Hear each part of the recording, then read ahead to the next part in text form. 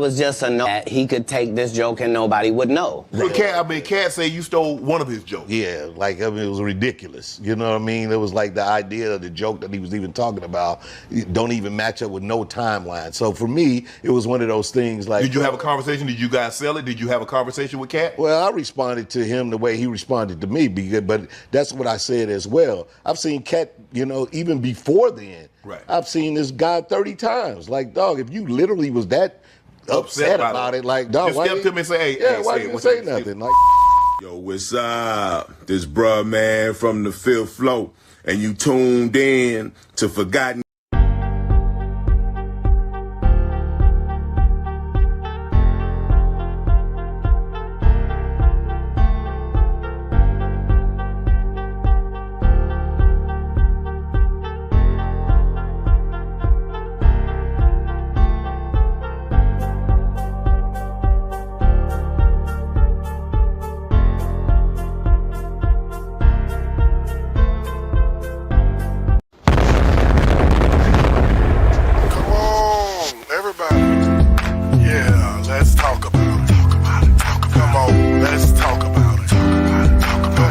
Just talk about it. Come up on the panel if you want to and talk about it. Got a problem with the way the world moving, let's talk about it. Political, I don't do it much, but we can talk about it. Relationships and marriage, yeah, you know we gotta talk about it. It needs better balance, so that means we gotta talk about it. Talk about it, talk about it. Yeah, we gotta talk about it. Talk about it, talk about it. Won't you come and talk about it? The violence on ourselves, oh yeah, we gotta talk about it. The way these kids living out here, we gotta talk about it. It can be something serious or it can be something funny. It can be about food or it could be about money. It could be about your life or how you setting your goals. Nobody telling you what to do, that mean you taking control. So let's talk about it, talk about it. Come on and just talk. You didn't like what I said, that's cool, we can talk. It might not change how I feel, but it's okay for us to talk about it. Talk about it, talk about it. Ain't nothing wrong to talk about it. Talk about it, talk about it. Ain't nothing wrong, let's talk about it. It's the OG way, so you know we gonna talk about it. But don't get in your feelings, all you gotta do is talk about it. Talk about it, talk about it. Come on, we can talk about it. Talk about it, talk about it, talk about it, talk about it. It's the ghost. What's good? What's good, peoples?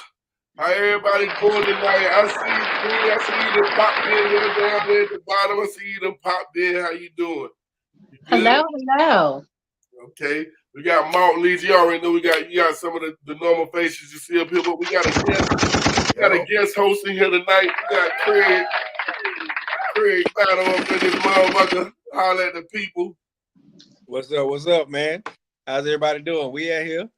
We in here. Happy New Year's. This is the first show. This is the first Let's Talk About It show of the new year, man. So I appreciate everybody that's on the panel. We're gonna have a good time tonight. We got a lot of good stuff to go into. We're gonna have some fun. But first thing we jumping on, we already know what it is. Was to set the internet the fuck off. This guy Katt Williams, motherfucking. Hey, Craig, did you see it? I saw the whole thing. I know Mark Leach saw the whole thing. Yeah. Katt Williams, boy, he got the world going crazy right now. Folks, a lot of people ain't gonna believe him, but hey, that man, he knows something. Yeah, he knows something. I'm talking about the way he broke everything down with the Ludacris, with the Cedric, the Steve. Just so many stories and everybody. You got some people going both ways. I seen some people saying he hating, but I'm like, I don't know. We'll get into it. We'll break it down. We're gonna get into this clip. We go. Matter of fact, let y'all know if it's a point that you want to break down and say something, you know what I'm saying, just let me know. I'll pause it and then we'll chime in on, you know what I'm saying, because this is a pretty lengthy clip right here. So we just gonna kind of listen because he kind of kicked this thing off from the dope. He did. And then that's his business, and I think he should be able to do that. Reports recently appeared that Jamie Foxx. Oh, hold on, that's the wrong one. That's the wrong one, my people. This is the one. I told you when you asked him, did you steal Katt Williams' joke? Yeah. He said it don't line up. How it don't line up? He thought that I was just a no-name comedian and that he could take this joke and nobody would know. Blackmailed over his sexuality by Hollywood higher-ups, and fans he was gay. So what exactly surfaced in which he claimed that Jamie is gay and that he's... Oh, no, that's the wrong Katt Williams video. My bad, people. I saw the name and I pulled the wrong clip. I do apologize. That ain't what the fuck I wanted right there. There we go right here. There we go right take this off because I think this is get out the way. To know why I came by. Yeah, I need you to tell us why. People know I don't go everywhere. I'm not interested in talking to people unless it's like a Larry King or somebody of an amazing ilk that I would actually want to go talk to in real life. Okay. I don't do it so I can sell product, and I got things to sell, so let me come talk. You have a great product here, and as a fan base, we love the attention that you spend on the guest. We love how much work you've done, how well you know them, how prepared you are. The same things that we liked about you in football. You brought that on over to here, and that's that's real shit. His little open up real quick on Shannon Sharp. That's one thing about Sharp. When whoever coming there, if you watch it, I watch a lot of them. I ain't seen them all, but I watch a lot.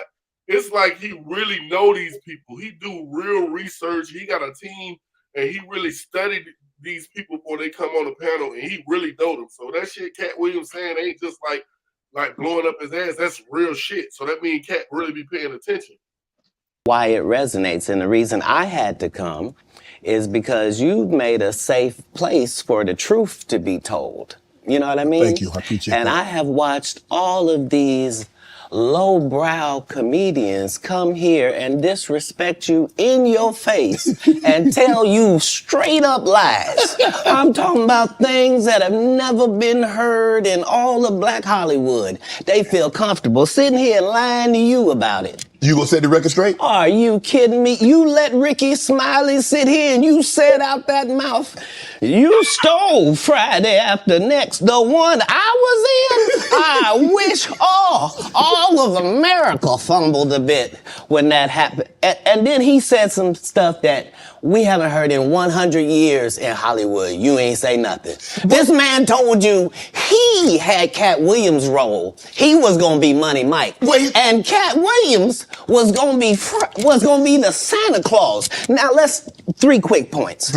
You mean in Hollywood they cast a 5'5" black Santa Claus that weigh 145 pounds? That's your story. Your story is the Ricky Smiley that couldn't even do curse words because he had a Christian fan base.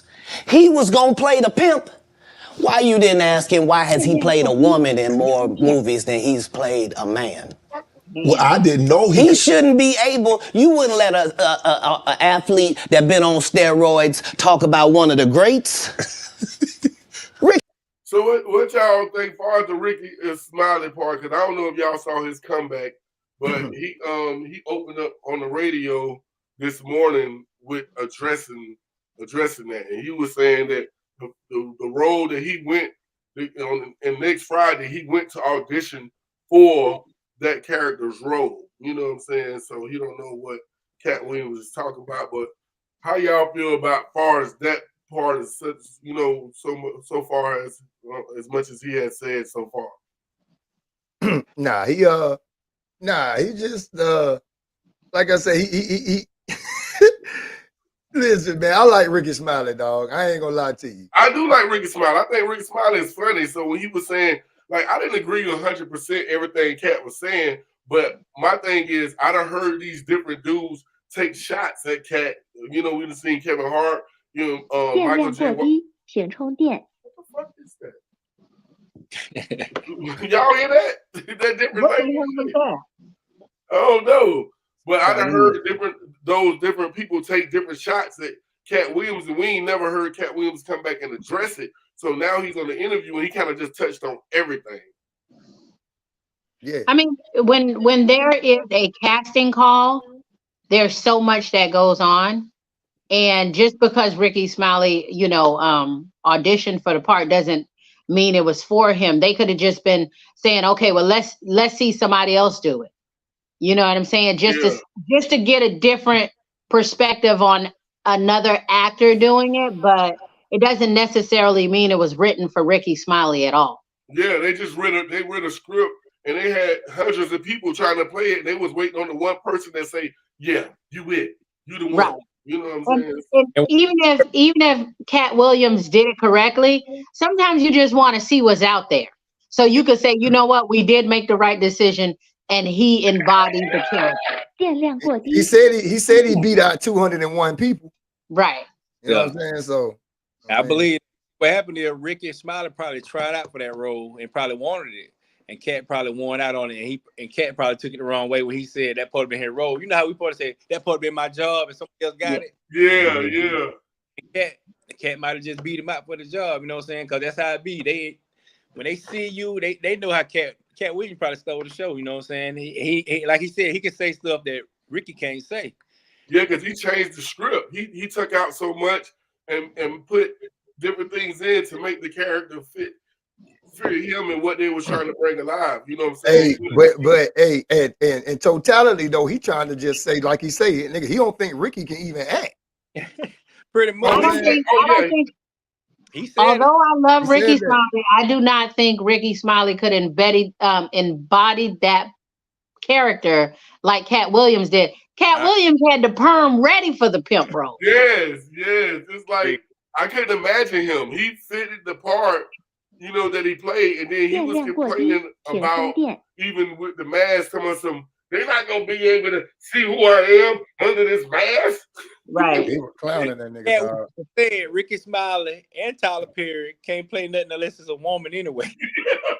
In his contract, he be in a movie with him unless they playing a woman because he like to put out good product. And the stuff they do as a man, he don't consider it good product.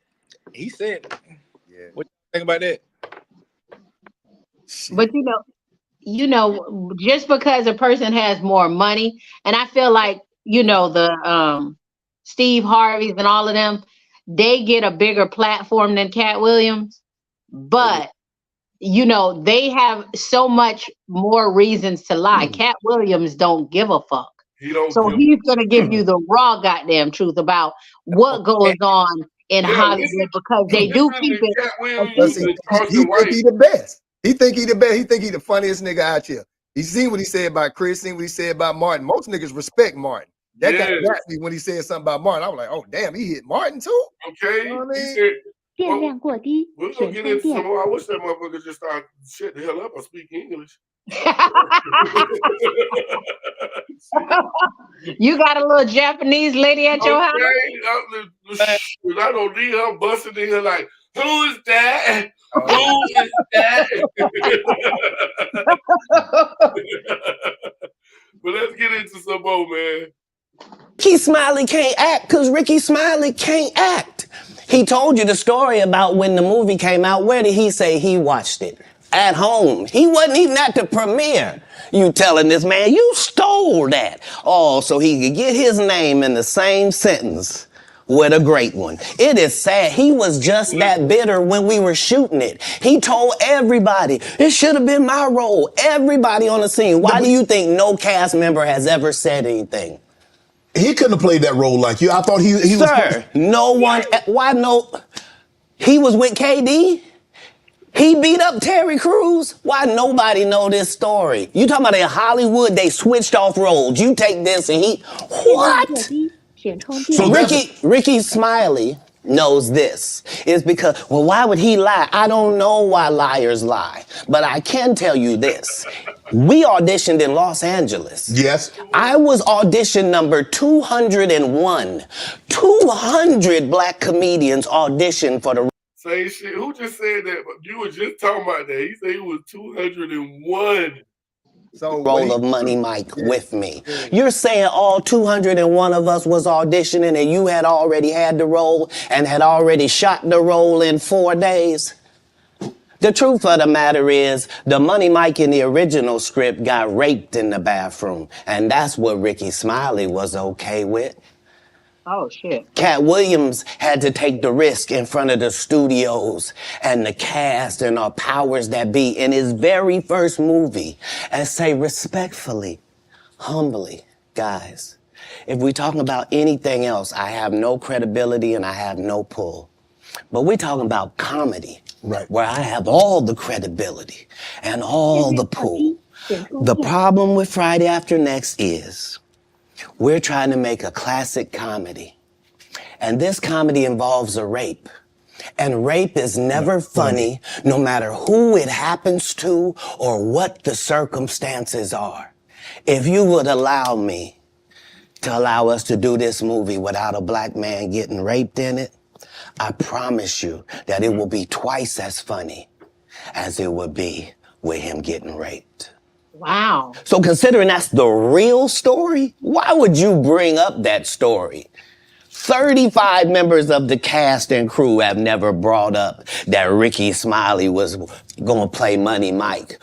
No one ever saw me put on a Santa Claus suit. We got a wardrobe department. They made a Santa Claus suit for me. Why that wasn't in the bloopers? Why? And here's the other thing. Everything that Money Mike said, Katt Williams wrote. So what Ricky Smiley say on his? Ooh. You can't say my lines, I wrote them. Boo. That's how I already know that I'm gonna be funnier than you. What he told everybody was, Katt Williams, and don't nobody know who he is. I'm on the radio. I'm with Steven Said. Everybody know me. That's what he told everybody that would listen to on the set. That's the truth of the matter. He was so egregious, not now, then. He was so egregious that, and Hollywood has never heard this in 100 years. He was so egregious, I put in my contract that I won't work with Ricky Smiley again unless he's in a dress. Now, what was Ricky Smiley's next movie? Was it First Sunday? Did he wear a dress in it? You bet he did. It's in my contract. Hold on, man. Stop it. Hold on, man. Stop. Hold on. Right there, dog. Right there, dog. Hold on, bro. Nah. Hey, listen, Katt said a lot in this interview, bro. You know what I'm saying? That I believe. But come on, man. I don't think he had that much power over the script of your first movie. I mean, second movie that you was in, right? Yeah. First, second, maybe. I don't know. I don't know about that. You do not know your power until you speak up. But you put in there, this man can't do nothing but wear a dress, though, man. 电 Like, 量过低，请充电。 But did Ricky Smiley not put on a dress? yeah, but that was the role. That was But the role. if you For him to say that right there and to be lying, that's a lot when you're supposed to be coming. It's not even lying. I think he just poking fun at him, just like how he gonna mention later, like, nigga, they can't do shit unless they put some earrings and a wig on. You know what I mean? I think he just still. I think you missed what he said. We're gonna go back. No, I ain't missed what he said, bro. Egregious. I put in my contract that I won't work with Ricky Smiley again unless he's in a dress. Now, what was Ricky Smiley's next movie? Was it First Sunday? Did he wear a dress in it? He wasn't saying it like a joke. He said it like he put that shit literally in his contract. Like, I ain't fucking with that nigga unless he wearing a dress. I'm gonna prove my point here, bitch. I believe when you really play with your power, you can. And if they respect you, they will. I don't know, man. I don't know for sure either. We don't know. You know what I'm saying? Ricky Smiley was in a dress though, y'all. I believe a lot, like I say, listen, I believe man was in a dress. I believe 95% of this interview from him.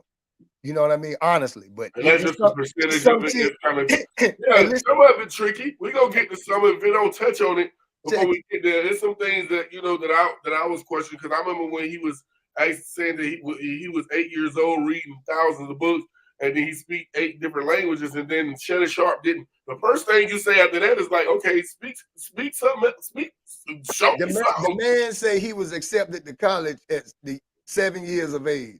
Some of this shit crazy now. You know? Well, we gonna get back into it, see what he talk about. Yeah, you bet he did. It's in my contract.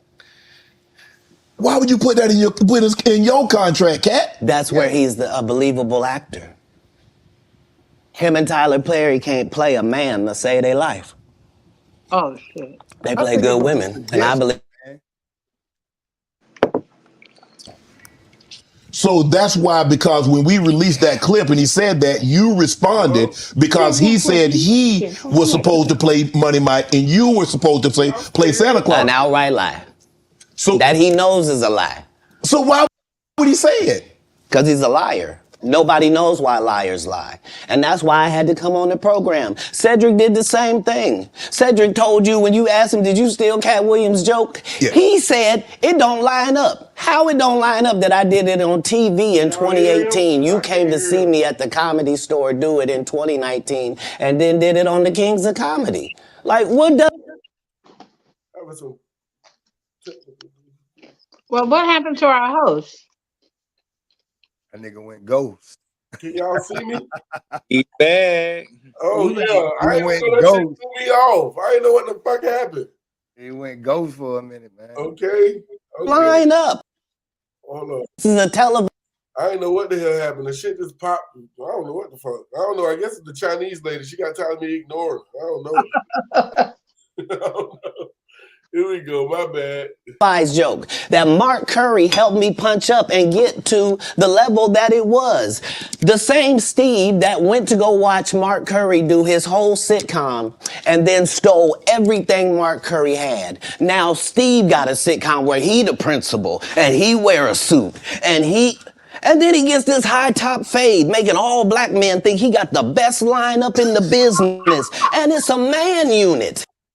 Hey, I gotta stop on that one because tell me, everybody was fooled. Everybody thought that Steve Harvey had the cleanest cut. Like, man, but we used to always say, like, man, I want that Steve Harvey tape. I want that Steve. Everybody. And that shit was a motherfucking lace box. Not a lace wig, not lace wave, not lace weave. It was a lot. It was a lace box. Like, really, bro? You sitting there letting somebody paste some shit on your bald ass head. You still saying that? Fresh out, ain't it? Yeah. So what? Folks still say that. Hey man, you got that Steve Harvey hairline, boy. You fresh out the shop. That man, It's like a slang now. It goes with the cut. Like, what you trying to get? Yeah, I need you to. I want you to kind of fade it in, but I want that Steve Harvey cut, like that sharpness. You know what I'm saying? Like, pull out the blade, nigga. He made that nigga take it off and all. Steve said, "Fuck it, man. Everybody know now, nigga. Fuck it, nigga." Because they battled. They had a battle against each other, man. That went. I don't even remember hearing about this shit, but it's video of it on YouTube. I gotta find that. Then you asked it, why you not a movie star? I didn't want to be a movie star. This the same Negro that hated on Bernie with this same thing. I didn't want to be a movie star. No, you couldn't be a movie star. There are 30,000 new scripts in Hollywood every year. Not one of them asks for a country bumpkin black dude that can't talk good Oba-Kaby and look like Mr. Potato Head. There ain't none. You would have to have range. I played a lot of characters, 60 movie roles. I'm not playing Katt Williams in there. I don't know, Katt. We might not let you drink anymore the way you I mean, we ain't even got. I'm not fueled by alcohol. Watch what he said. I've had a sip, less than you. The truth don't need motivation. I'm just saying I can't let these dudes lie. Cedric's sitting here telling you why he ain't a movie star. He over here look like a walrus. You didn't say nothing. He can't even get his arms off his stomach sitting over here. Why I'm not a movie star. What? It's a situation. He never wrote anything. Remember, when Cedric the Entertainer starts, he's supposed to be singing, dancing, and telling jokes. That's why he's called the Entertainer. Right. We found out he can't sing, can't dance, and doesn't write jokes. He did 4 comedy specials. They're so bad, Shannon, they're not available on Netflix or Tubi. Can I say that again for the audience? They're so bad. Let me ask you a question, though, bro. Real talk. Right now, everybody on here, Cedric the Entertainer ain't funny. He all right. He pretty funny. I went to his live show. He'll fool with it. He pretty funny. If you had to go. If you judging a comment with 100% and you say above 50% and below 50%, I would say Cedric the Entertainer is above 50% a comment. You know, so he's more funny than not. You know what I'm saying? So he's in between. He's right at the 50% line for me. I give him about 55, 60. I give him about 55, 60. I've gone to all of their shows. What you feel, Craig? What you give him? Who y'all favorite comic all time? Then who do it for y'all? Who make y'all laugh? Richard Pryor, man. Richard Pryor. But was you alive to really appreciate and see all of Richard Pryor? He asked me of all time, though. He ain't not coming up, my nigga. No, he said you, not who. Because we know Richard Pryor to go. But if that's your answer, I can't dispute that. Yeah. Give me a chance to do it, dog. You know what I'm saying? Right now, I ain't gonna lie to you. I'm a Mike Epps nigga now. That nigga, that's funny right now, dog. But other than that, Martin. Me, I like Bernie Mac. Rest in peace, man.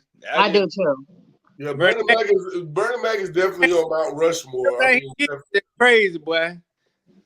I have to put on Mount Rushmore. I would have to put, of course, Richard Pryor. I have to put Martin, Bernie Mac, and that fourth person can either be Dave Chappelle or oh, damn. I think Jay Chappelle is funny. Yeah, I'm caught in between him and damn, what's his name?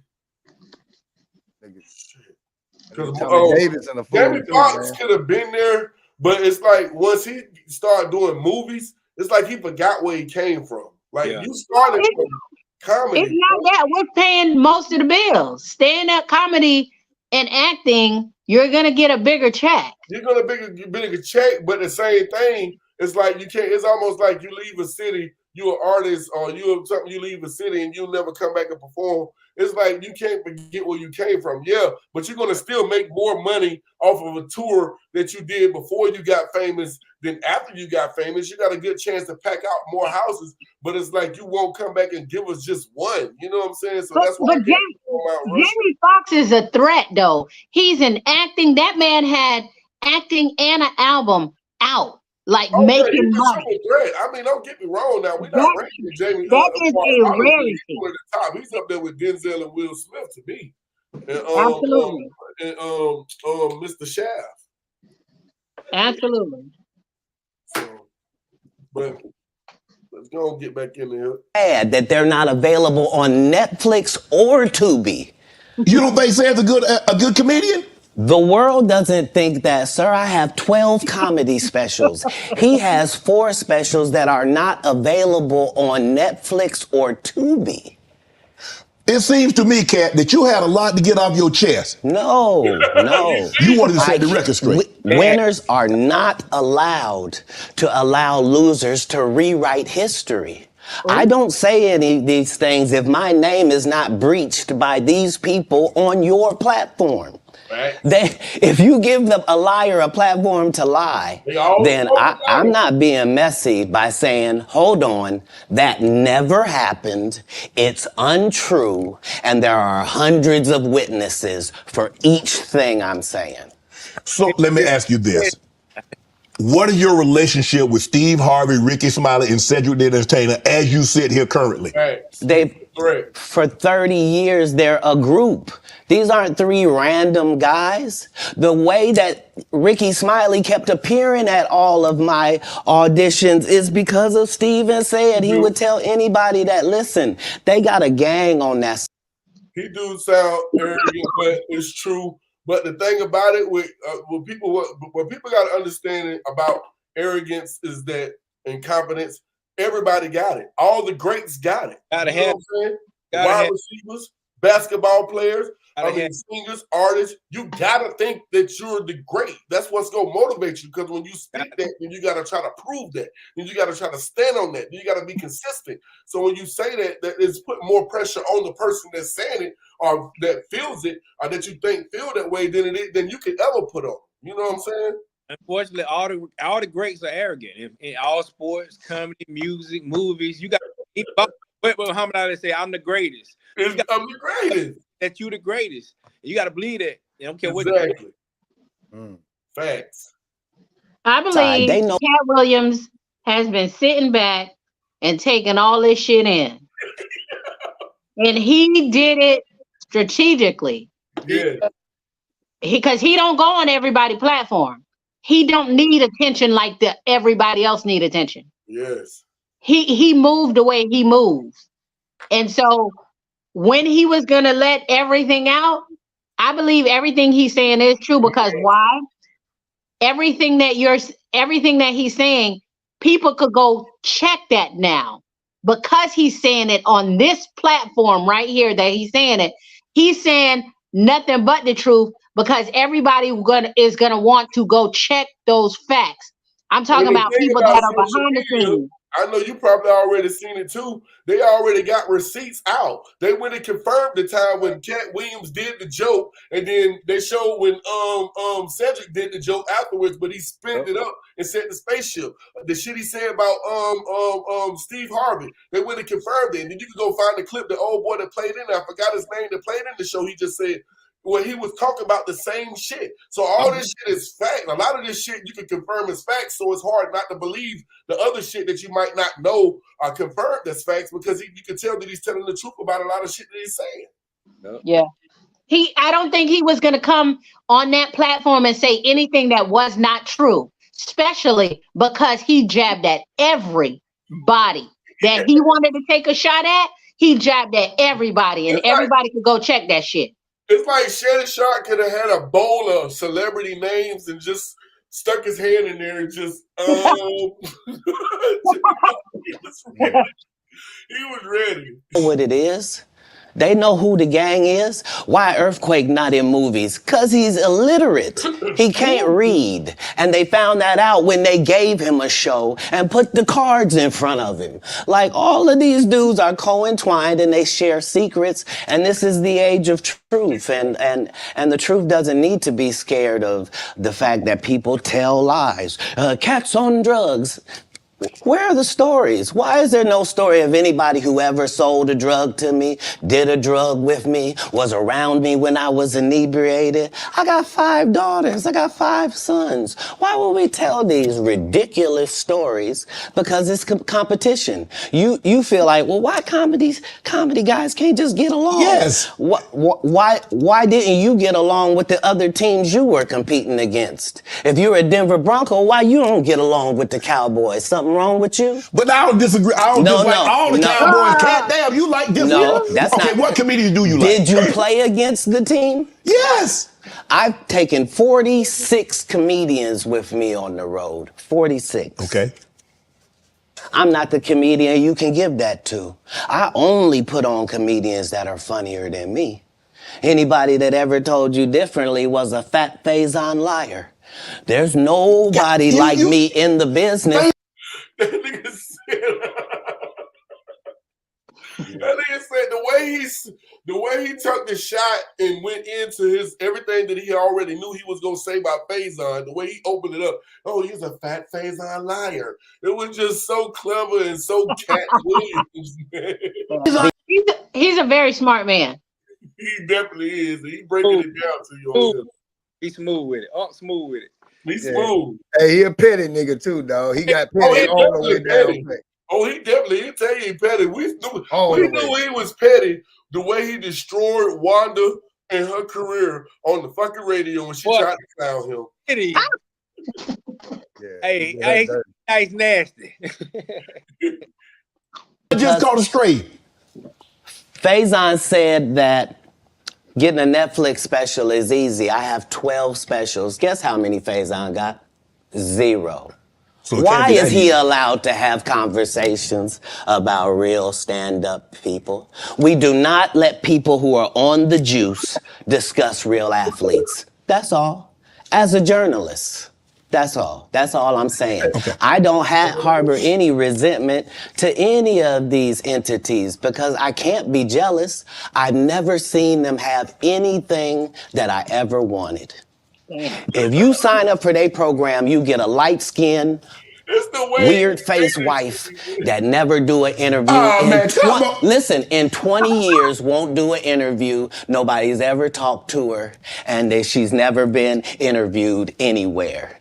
And now, understand, I'm not talking about one person. What I just told you applies to 7 people.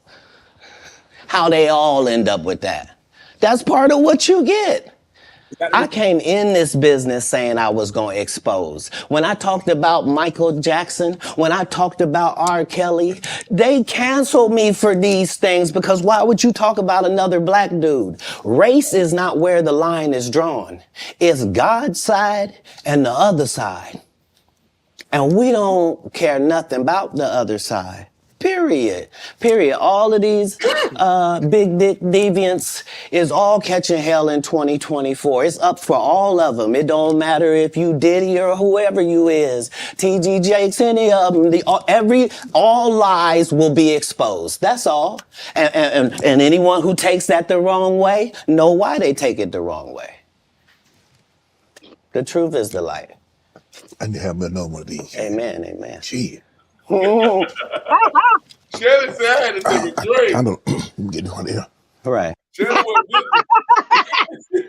Shelly had to take a break because this is his most lit interview. This shit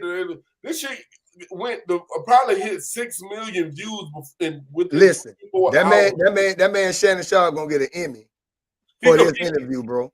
For this interview right here, they gonna give him an Emmy, dog, because like Katt say, everybody finna come on here now. Everybody finna come be like, fuck it, nigga, I got a truth too. I got a truth too. I'm gonna come tell it too. I'm gonna come tell it. But y'all see how humble Ricky Smiley was this morning too, right? Yes. Yeah. Because when a nigga lying on you, you ain't that fucking humble. No. Hey, guess what? Guess what? I'm gonna be honest with you. Just because we like fuck that. Ricky Smiley a comedian, nigga. I'd have fired back. I don't give a fuck what's true, nigga. I'm finna say something, nigga. But you can't. You know why you can't? You know why you can't at this point? Why? Because if it is a fucking lie, it's going to come out. And we're in a season right now, everybody want to tell the truth about somebody's shit. Guess what though? Guess what, 2024 is about telling the truth. It's about Katt. It's about Katt. Somewhere I'd have dug something up. It's something somewhere. People pay for good shit like that. People have not been able to dig up shit on Katt. And the only thing that I've heard about Katt on a regular basis is how many people he has helped. That man has helped a lot of people, not even only people in the comedian world. He has helped artists, different people. He has helped a lot of people, and he don't talk about what he doing a lot. Yeah, I'm about to say he do a lot that we don't even know about. We don't hear about it, but he do it. You know what I'm saying? And he don't brag about it. That's cool. And then the Illuminati, he's not going to be throwing all these people names out there in the dirt and just be lying about everybody. Who the fuck would do that? So right now on this panel, everybody got favorite comedian Katt Williams. No, I didn't say that. No, I ain't say that. I didn't say that. He the best comedian. Is he the best? Is he the best? Like he's saying he the best? I mean, he's all right. Like I've been to his comedy shows. Like he said, he have comedians that are actually funnier than him on stage. He does. Every time I go to his shows, his comedians are funnier than him. And I think when he does a big show, he actually stepped back to let them shine. Maybe. He does it in a way that he takes the limelight off of him and he actually shines for the people that he bought on his show. That is how he does it. He ain't got nothing else to prove. You know, we all know he's funniest than a motherfucker now. Hey, Mark, but look at a lot of his shows, he spit a lot of truth within his performances. Like, yes, he does. Real life stuff that's going on. He actually spit knowledge on all his shows. He might do comedy, but if you watch his shows, listen, he putting you on game to what's going on in the world. He might hit you with a different topic. You may miss it, but knowledge. Yes, he does. Hey, listen, every time I watch Katt, he put a wrinkle on my brain, bro. Like he ain't the only one, because Dave Chappelle does that too. You gotta listen to Dave Chappelle shit like you studying for a test now. What he said, because he takes time to smoke them cigarettes, he do the same shit. Yep. My son just went to Dave Chappelle's show at Hard Rock. Chappelle show. And he cut the show off because somebody was recording him. But they say once Dave light that cigarette, Dave will take you there. Niggas will watch that nigga smoke a cigarette. That nigga won't even say nothing. That nigga say, watch this shit work. He'll tell niggas, this shit gonna work. Okay. And that shit be working. You be like, this nigga here a fool, dog. Hey, I ain't gonna never forget this scene in Blue Street when that nigga say, freeze! Put your hands on the pavement. There ain't no pavement. Put your hands on the oodles and noodles. Pork and beef. And I know it was Prince, that commercial playing basketball, boy. That shit. You say what? That skit he did with Prince playing basketball. Yeah. That R. Kelly on the Dave Chappelle show, that R. Kelly skit. The bitch on you, oh my goodness, that shit there had me rolling. But all right, let's get back into it. We want to get sidetracked. After that, I don't really kind of know where to go. Let me one more time. Right. He just keep dropping bombs. good He now? don't stop. Because the people want to know, well, why would he get blackballed? Yeah, Oh, I because was gonna ask you that. because in 30 years I've done nothing but collect information, knowledge, and your secrets. So if you and a man was in a corner doing something you wasn't supposed to be doing, You will tell it. no, somebody come to tell me. Okay. I gather that. I value that. I'll pay for that. Come, tell me. I know so many things I shouldn't know, and they all know it. They all know it. Why? Because you don't make me the villain. Not the guy that raises black children and ain't never done a hard drug in his life and don't have no stories of doing nobody dirty. And they'll just go out and they'll lie. I remind y'all, Shannon didn't really ask a question before we got all this. Before Shannon can get into his little list of questions, Katt Williams took off with this shit for like 30 minutes. That's why I say this is like the most important part of the thing when the whole shit is good. Don't get me wrong. The industry doesn't mess with Katt because he didn't show up for the studio. No studios have ever said that. Look at my IMDb. It will show you that no studio has ever lost money with me on the script. How? That's why I'm saying, that's why I can't let Ricky Smiley say he was supposed to play Money Mike. Because I wrote the words for Money Mike. I designed the hair for Money Mike. I collaborated with the wardrobe department and made outfits to make sure that no one in America would be wearing what Money Mike was wearing. I told them to go get the Prowler. I then told them to paint it purple. I told them don't have an actor playing a pimp. We could get an actual pimp, Archbishop Magic Don Juan to play. Like, I did far too much work for somebody to come years later and try to tag along just for their own self-aggrandizement. Why didn't Cube set the record straight? Terry Crews could have set the record straight. Mike Epps could have set the record straight. Why none of them set the record straight? That's what you were supposed to ask him when he told you those lies that But I no didn't one's know it ever was a heard. lie. Right, but he's telling you something no one's ever heard of. Nobody has ever heard, oh, Ben Affleck and Matt Damon was in a movie and somebody said, y'all should switch roles. And, like, this is a business. But that's the thing, Katt. Normally when people will give you information, I'm thinking I'm hearing it for the first time and they're giving information no one else knows or have ever heard. So I'm taking them at face value. These are like, this is like Steve Harvey telling people he used to be homeless. That's my story. That's not his story. Steve Harvey wasn't never homeless. When Mark Curry was touring with him 25 years ago, he was making $3,000 a show in cash and doing 5. But only on that, it's like he wasn't with Steve Harvey every step of the way, every corner, every turn, every house, every apartment. So how could he know that 100% sure that he was never homeless? You know what I'm saying? Because the man was married and he had children. But I'm just saying that a part of his life before, so he was married as soon as he moved out the house, he got out of college? No, but that's the thing. Katt Williams said he's been gathering information for how long now? The one thing about people is people love to talk and people love to catch you in a lie. And people will tell him just because they know he the bone collector. Especially if he's paying for it. Especially if he say he gonna pay for it. Oh, you think I'm not gonna tell you? Nah, Steve wasn't homeless. He used to stay with me and my auntie, off and on. Like, people want to tell.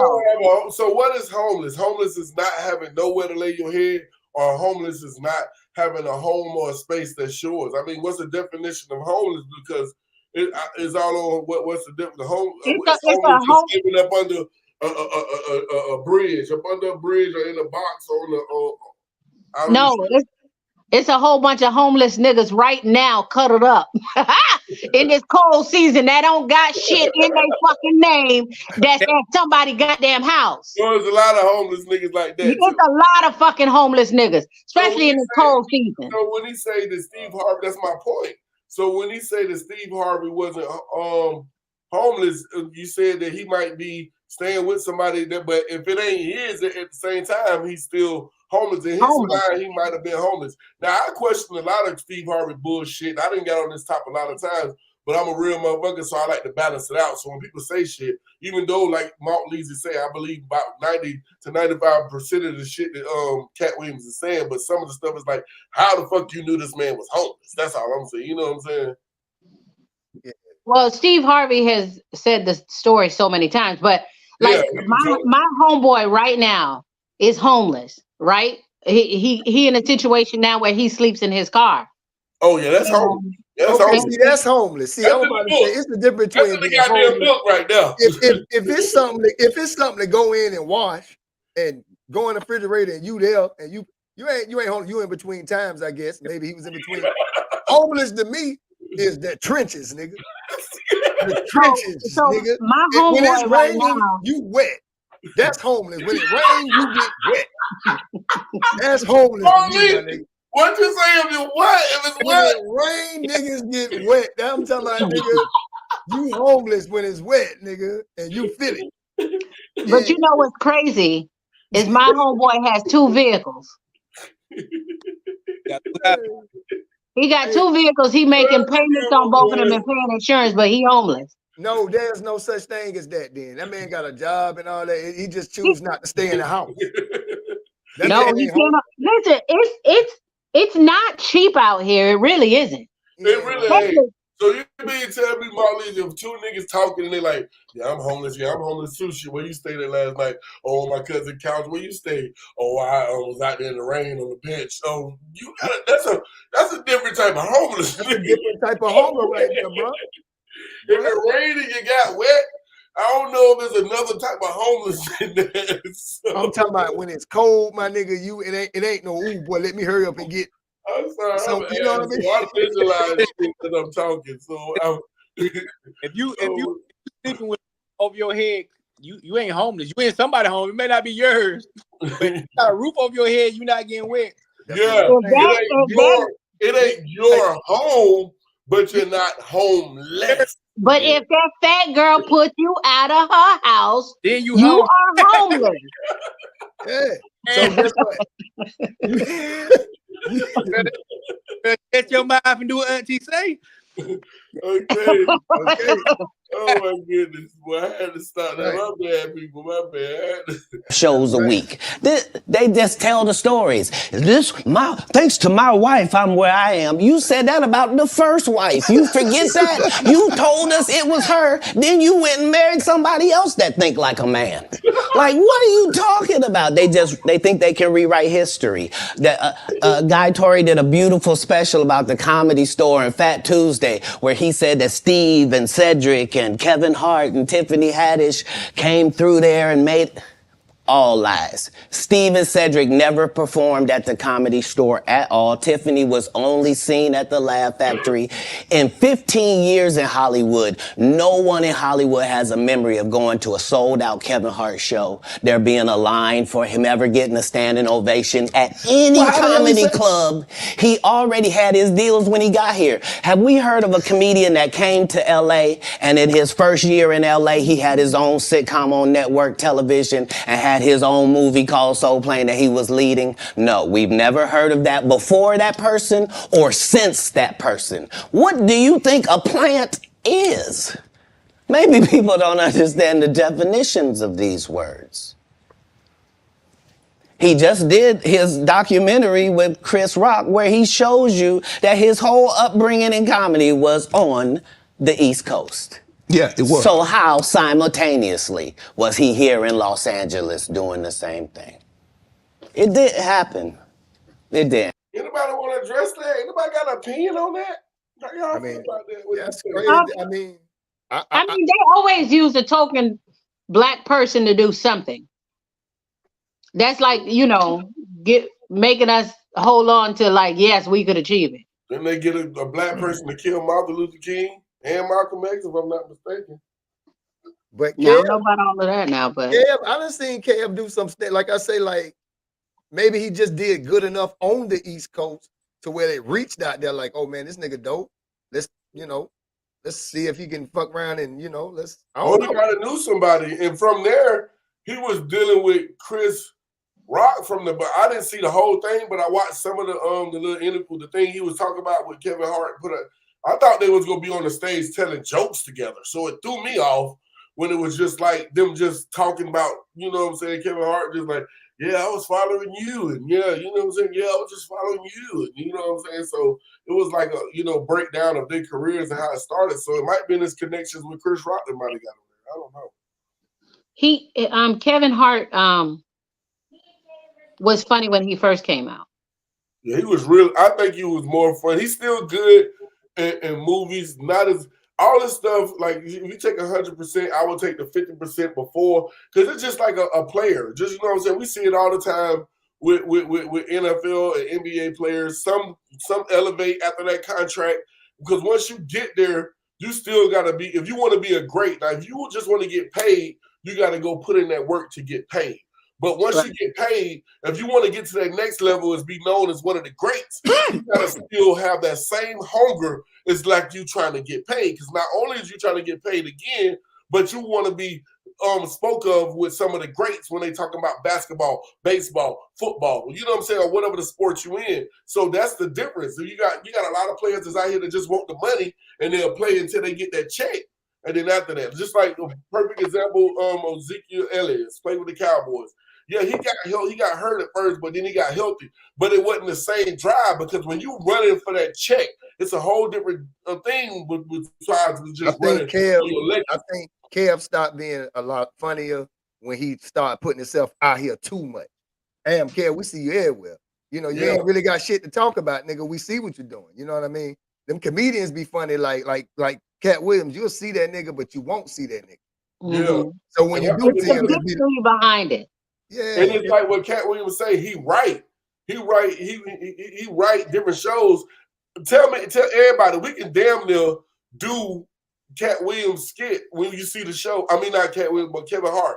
He kept doing the shows, but he kept using the same material. He might throw in a joke here and there, but once you see about 4 or 5, 3 to 4 the next one is like, I done heard everything. Kevin Hart, crazy?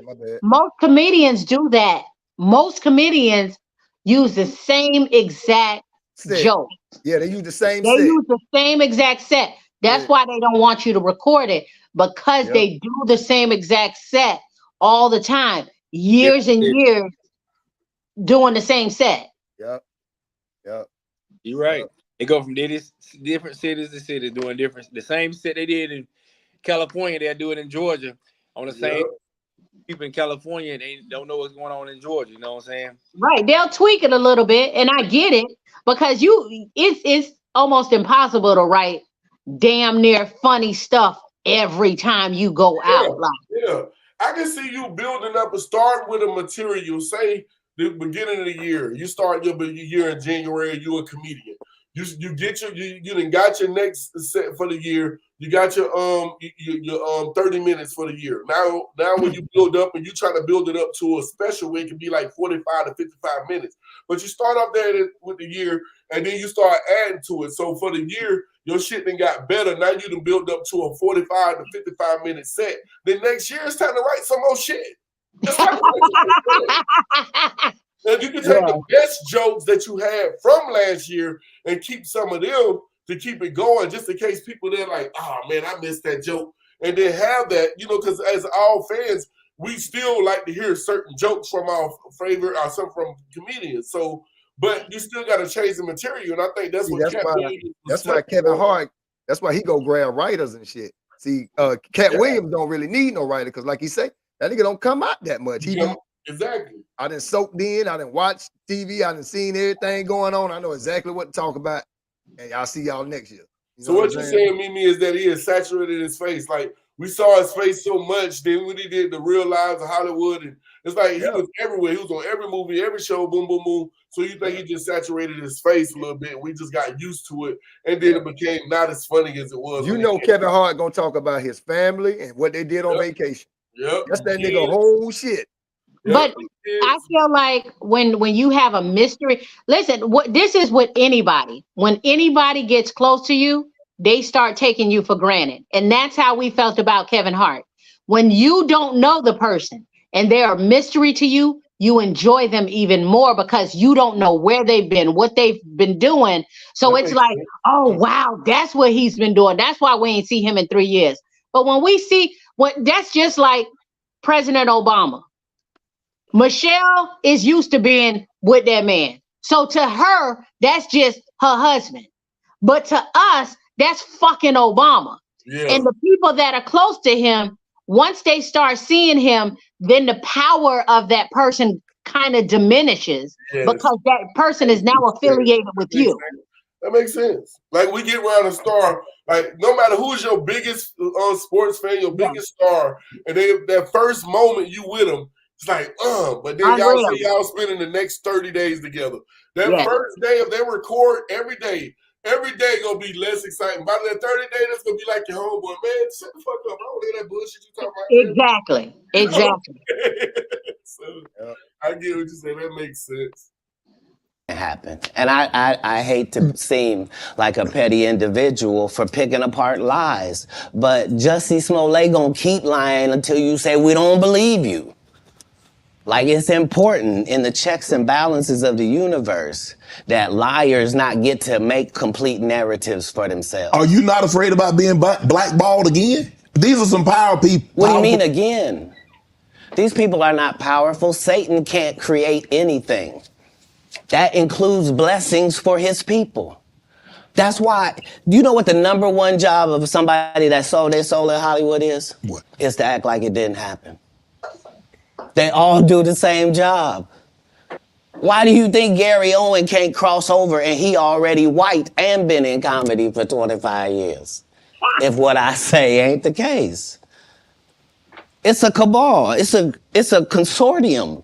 They rock with who they rock with and they don't with who they don't. But I'm not scared of being the competition any more than you were when you lined up across from a superior team. Yeah, on paper, they're a better team. Right. They have all the assets and resources and we don't. But let us get on the line, boy, and see if that factors in. I guarantee you it won't. Wow. Boy. Because Shannon Sharp got to be a different person than that other person. That nigga say I'm bigger. Absolutely. And he always was. That doesn't change when I change teams. That remains the same. That's how a legacy is built. So all of these shortcut takers, they canceled me for talking about Harvey Weinstein before the thing came out, but he offered to suck my penis in front of all my people at my agency. It's the way he said this shit, bro. It's like they canceled me for Harvey, but he offered to suck my penis Yeah. This nigga crazy, dog. This nigga, I mean, you know what I'm saying? Like, that shit. Like, remember, what's the old boy named Orlando? He went crazy, the Orlando dude. Oh, yeah. Him. Oh, yeah. Orlando White, what? Orlando, childhood star. What's his name? Orlando. The one that was on That's So Raven. White, talking about Charleston White? No, his name Orlando. Orlando. The druggy Orlando. That was on That's So Raven. That dude. Oh, yeah. I know you're talking about. Yeah. See, the one that was on Major Pain, the little kid that was. That one. Yeah, he talked that crazy shit too. But, you know, nobody but he lied a whole bunch in his stuff. How you know he lying? That nigga Katt be doing the same shit. Katt be spazzing. No.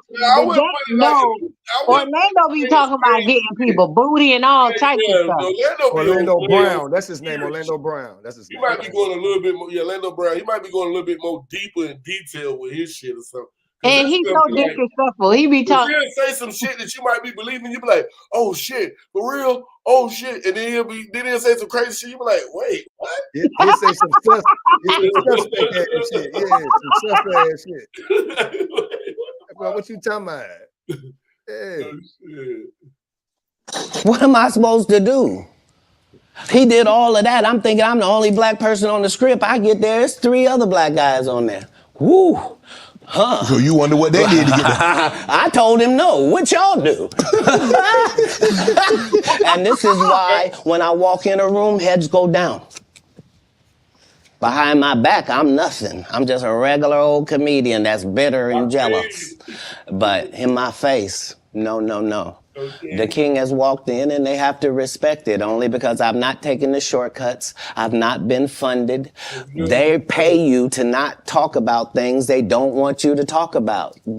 They tell you that themselves. I can't do that because Steve told you that he stopped doing stand-up because he had 7 TV shows. The only problem is when he stopped stand-up, he didn't have those 7 TV shows. He stopped stand-up because he got in a comedy battle called the Championship of Stand-Up Comedy with one Katt Williams in Detroit in front of 10,000 people and lost because Katt Williams said he was actually bald and that was a wig. And I went in, and that's why he couldn't do stand-up anymore. Imagine him coming to tell you another story where he got so big and it was Bernie and them's fault because they wanted to be movie stars. What? You called Ocean 11 to get that nigga's part. What do you mean you didn't want to be a movie star? So on the behalf of Bernie, I would have to say what I have to say. Have you ever been on tour with any of these guys? Every guy I mentioned to you is not funny out there in real life. Oh. So no. Faison's never done his own tour in 30 years. Steve Harvey don't do stand-up no more. Cedric doesn't write. I'm sorry, he doesn't write. Ricky Smiley has been playing the same old black woman forever. Like, you can't get a young fan base with that. Like, you gotta be doing karaoke around the country to make that work. Right. And he is. But I'm a stand-up comedian. This is my 19th 100-city tour. I'm not gonna have a conversation. I saw Ricky Smiley live one time, and he was funny as shit. Right. He's not funny, but at the same time, Ricky Smiley's shit is for old people. For church folk. For church, yes. Yeah. I'm old. I enjoyed the show. I went to a couple. It was nice. I had a good time. Yeah.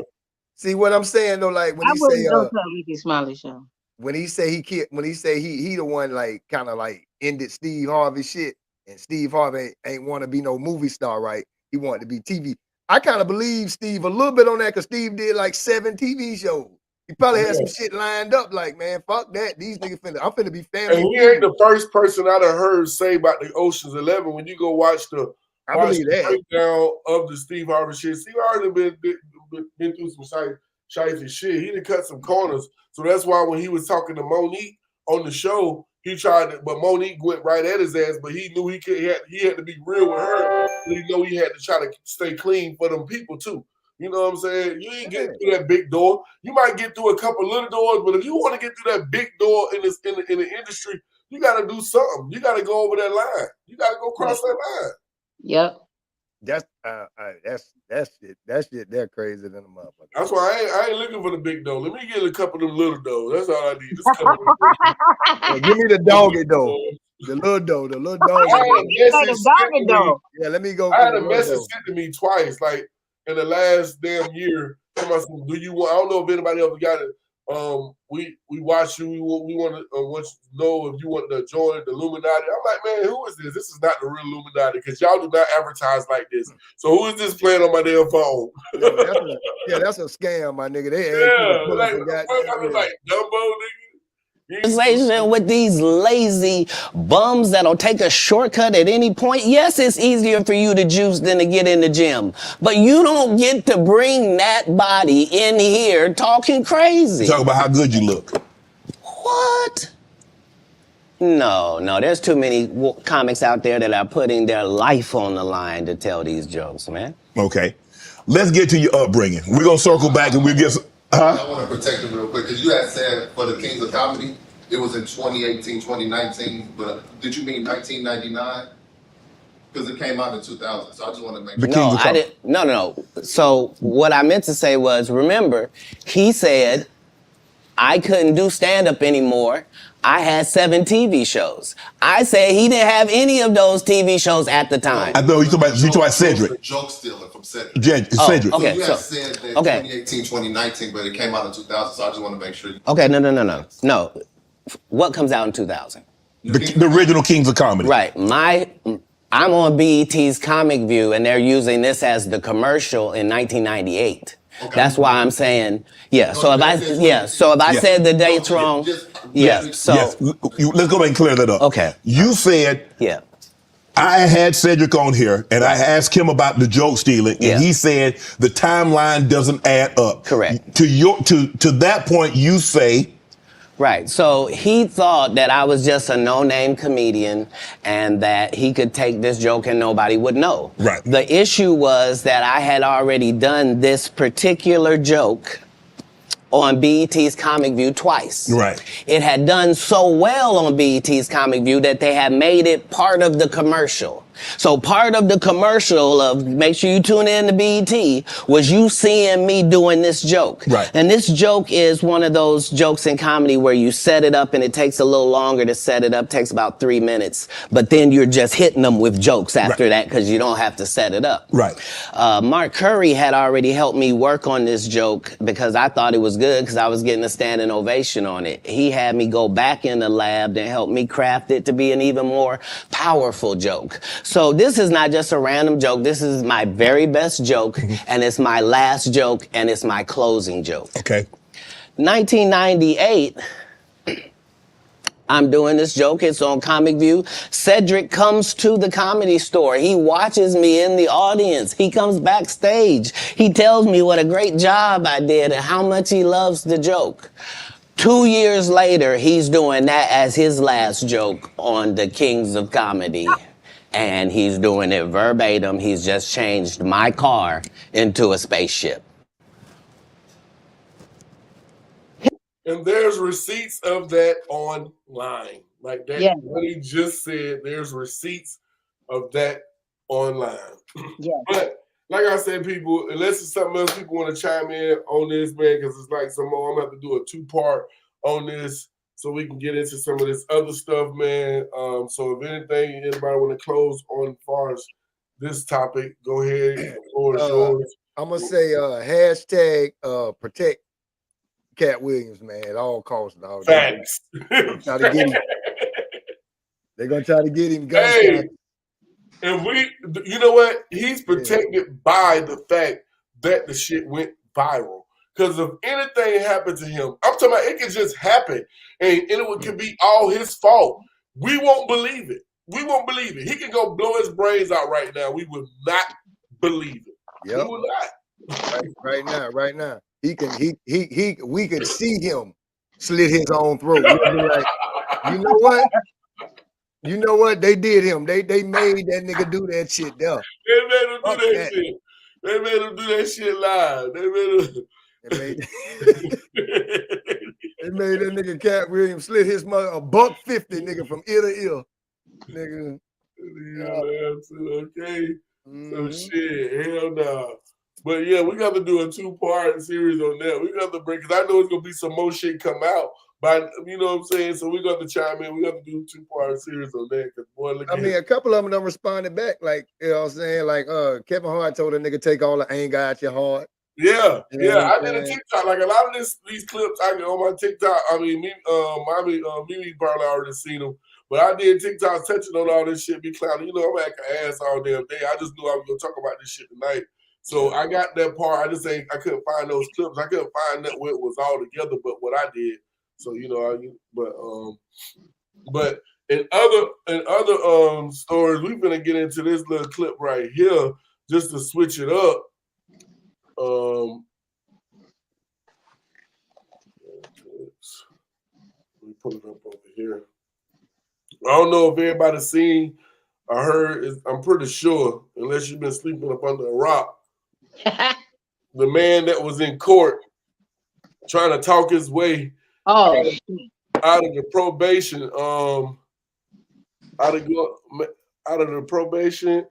getting on probation, getting out of jail, going on probation. And he did not like the fact that his sob story and what he was saying wasn't coming across to the judge. So we seen some shit we ain't never seen. I'm gonna just say Soulja Boy. I explain after this. Nah, that was a super nigga. That nigga's a fly. Y'all call it what? That nigga look like he fell out of a fucking helicopter on top of a motherfucker.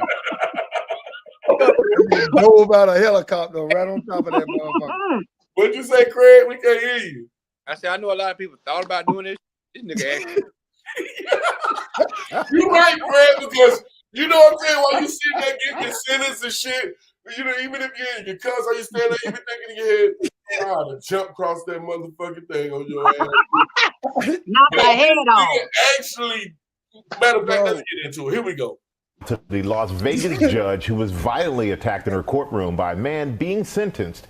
Aaron Katersky is back with this story. Good morning again, Aaron. And good morning again to you, Michael. The judge was overseeing what should have been a routine sentencing when out of nowhere, the defendant jumped the bench and lunged for the judge.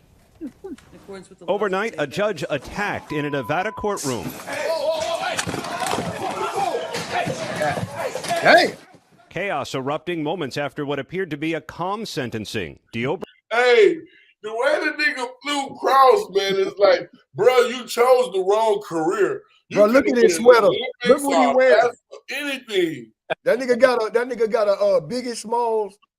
Look at what he wearing, bro. You know he in court. Look what he wearing. Hey, bro, do you know how high them things is, man, when a judge at? And this nigga didn't even scrape it. He went clear over the motherfucker. Determination. Redden, a repeat offender, had pleaded guilty to attempted battery with substantial bodily harm, but argued to Judge Mary Kay Hothus he did not deserve another trip to prison. I feel like I should be given a shot because I'm in a better place than I was. The judge reminded Redden of his lengthy criminal record. 3 felonies, a gross, 9 misdemeanors, multiple DVs. Got a lot going on, sir. Still, he asked for leniency. I feel that, I shouldn't be in prison for a second time. But the judge denied his request for probation. I appreciate that, but I think it's time that he gets a taste of something else because I just can't with that history. In accordance with the laws of the state of Nevada, this court... Now watch me. Moments later, Redden leapt over the defense table and the bench, landed on top of the judge, and sparked a brawl with court officers and attorneys. Courthouse officials telling ABC News Judge Hothus experienced some injuries and her condition. Why they got that shit froze like an NFL highlight, though? Is being monitored. The marshal sustained injuries and has been transported to the hospital. But this video, sadly, is a great example. That judge was moving too slow. If they would have had any information that he was going to do something this outrageous and violent, they either would. He talking about we would have had any information that he was gonna do. Bitch, what he gonna say if I go to court and she'll let me bond? I just want everybody to know I'm gonna go jump cross. I got 2 things, bro. 2 things. First of all, that man didn't even look like he had stretched that morning. He don't look like loose or nothing. He did that shit all off adrenaline, my nigga. Secondly, they ain't even mad about him grabbing her. When the flag fell, nigga, that was it for that nigga, dog. Man, listen. The whole podium. He track and field, baby. He cleared. He ain't touched nothing. He cleared nothing. I'm talking about nothing, man. He cleared that motherfucker. Hey, you see how she scooted? She seen it coming. She tried to be cool. She talking about. Yeah. He should have moved her ass out the way. It's almost like, oh, you're not gonna make it. It's like she thought he wasn't gonna make it. And when he came flying across that motherfucker, her eyes got so goddamn big. Before you know it, he was on your ass like a pit bull. Bro, you know that this moment when you know you done fucked up, she said, "Oh." But he was a violent offender, so it ain't violent is in his past. Yeah, Tarzan is in that man's past. That nigga a high jump. Tarzan restrained him or even done this remotely. Back in October, Maryland Judge Andrew Wilkinson was found with gunshot wounds in his driveway following a targeted attack. Wilkinson was rushed to the hospital, but later died of his injuries. According to authorities, a document appearing to be Wilkinson's final court order revealed the 52-year-old judge had issued a decision in a divorce believed to involve the alleged shooter. Judges, in my view, many of them feel vulnerable, and rightly so. I think this case will bring to light the whole idea of how vulnerable judges are in their own courtroom. The court said it's now reviewing security procedures and will do whatever is necessary to protect judges. Michael? As they should, Aaron. And Aaron, there is a bigger question about judge safety in jail. We're going to be happy. His gap get on my nerves. Yeah. Come on, straight hair. Yeah. That gap so goddamn big. Man, that nigga, dog, let me tell you something. That nigga, I don't even know if they took him straight back to the back. I think they whipped his ass for a good you know he got to beat down. Man, you know that nigga got an old-fashioned Rodney King beat down. Boy, you jumped. Hey, you jumped on a white woman. First of all, she looked like she just woke up in it, motherfucking way. And they told everybody, they took that nigga to a beat down room, and they told everybody you can't even get in to get no. Hey, clear this motherfucker. Hey, clear this lunchroom. Clear this shit. You whip this nigga's ass, boy. Good, you can have virtual judges. They're gonna be on the screen. He told that man did an Olympic hurt over that shit. Exactly. I'm talking about, somebody said he went the wrong career. He shouldn't have went criminal. He should have went to the Olympics, jumping over the pole at the NBA, catching alley-oops, because he cleared that motherfucker, boy. Hey, Craig, what you say? They gonna have virtual judges now. They're gonna have virtual judges. Hold on, Mike. I gotta send it to you. Hold on. Man, what Mike? That Mike y'all like on here, man. Oh, Jesus. Yeah, you already know what Mike it is. That Mike y'all like on there. Hey, listen to me though. We'll never see that man again. If we do, the whole side of his head gonna look like that Martin episode, my nigga. Exactly. I mean, I believe a man like that should not be free. Because he jump on a woman, ain't it? Yeah, right. because what the bullshit is, like when you see the TikTok, I was clowning the shit, like on the TikTok I did when he was talking. I'm like, yeah, he's a changed man. Yeah, come on, you know what I'm saying? So I just didn't put it out because of how the algorithm work, how the numbers work. If you got a video already going and I got a video going, I'm not going to throw another video I think could possibly go at the same time, so I didn't put it out. But that nigga there was talking good at first, and as soon as she said, she didn't even say nothing that disrespectful. It ain't like she kind of did when she said. If you pay attention to his body language, he was already on 10. His eyebrows He was not at a peaceful state when he was talking to her. Yeah, he was already angry. He was already angry. He was touching the desk like, hey, look. Now, I done already kicked that narcotic. Exactly. You know? already. Oh, the nigga went from a 5-year sentence to a 20-year sentence real fast. Yeah. But you know, listen, the one thing that we do not talk about is how many women are getting killed by men. They don't talk about this. A lot of women are just getting killed by these men, by their husbands, by their baby daddies, by their ex-boyfriends.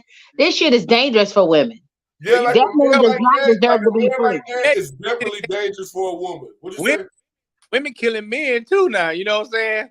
They kill us too. It ain't as bad. Back in the day, men used to be dominant. Not even men just as bad. They ain't playing with you, boy. Okay, they strapped, nigga. We got videos of women just chasing and busting.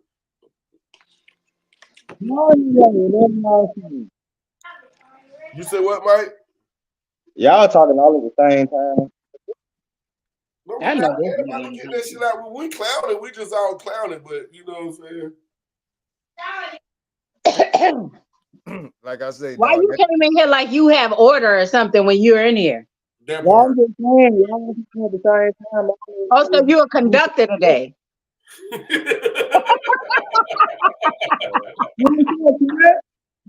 She said you a conductor today. Oh, so you came here, so you came, send me the link, so you came to get order. Let's get order in the court. Like, nigga, I'm about to fly across, nigga. You just saw what the old boy did. I'm coming across too. Oh, shit. What? Well, I want to in here, all y'all talking at the same time just now. When I came in, all y'all were talking at the same time.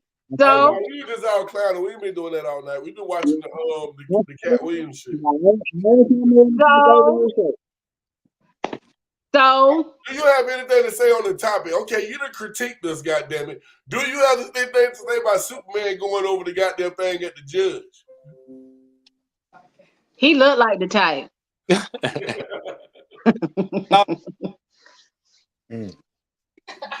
No comment? I can't. I look like the topic. You saying something, somebody laughing. What you said? I look. Did you see the clip just then?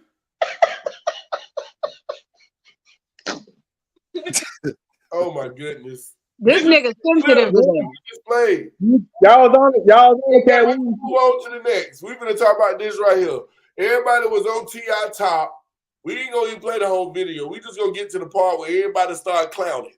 So everybody was on T.I. top talking about why he do that. He didn't do this. She came and put her own damn face in the damn camera. Yeah, the man T.I.P. the King good, man, right here on the west side, man. You know what I'm saying? She's all... I ain't gonna play it like that. Hold on, let me go get it out of here. I don't know what the hell. I'm talking about, boy. One thing about TikTok, I don't know if I'll be on there, boy. You can sneeze wrong as a man, and these goddamn women go get on there and they finna dog your ass just the way he sneezed. No, bro, that ain't TikTok. That's reality. That's just that's what they do. Men didn't even sneeze like that back in the day. See, the good men sneezed in the way they sneeze. You know what I'm saying? It just be some bullshit. That ain't got nothing to do with TikTok. That's just No, I'm saying, no, I know it's with women, Mike. I'm saying, but you can go see it. You can actually see it.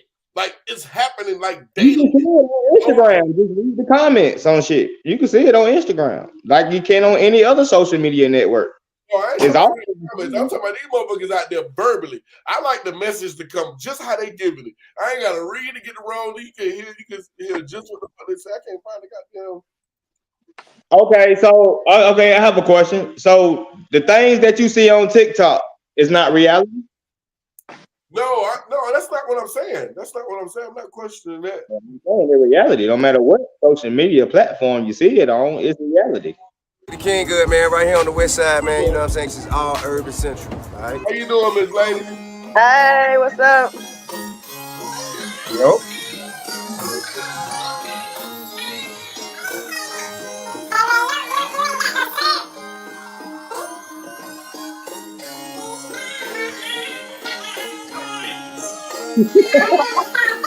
We're just gonna leave it right there for a minute.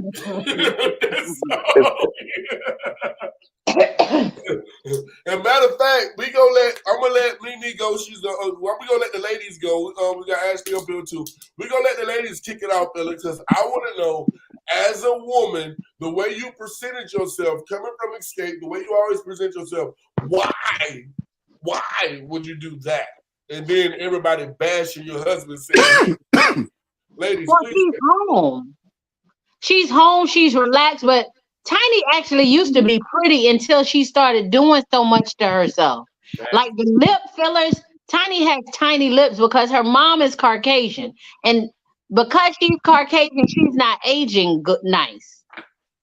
But it's all those fillers and everything that she used on her actual face that make her look so horrible. But she's home. Like, would you want her to be all glammed up at the house? No, she got to be glammed up at the house. She shouldn't get on live. I don't think she realized that she would be in the camera like that.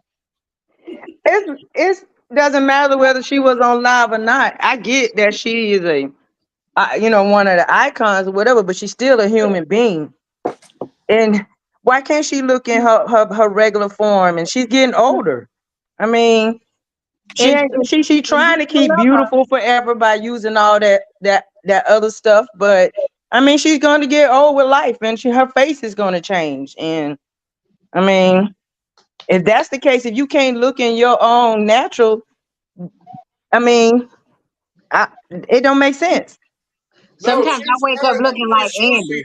I think y'all misunderstanding what I'm saying. No, what I'm saying is that once they did this, people was online bashing T.I. talking about why did he do that? Why did he let her get on there looking like that? And I'm saying from a man perspective, she did that to herself. If the bashing shouldn't come on him, or the bashing shouldn't come at all based on what y'all saying, because if she's home and she's comfortable, but at the same time, when you in the celebrity light and you live in a life like that, it's a certain image that you have to hold yourself to. It ain't the rule. It's like unwritten rule. That's just what goes.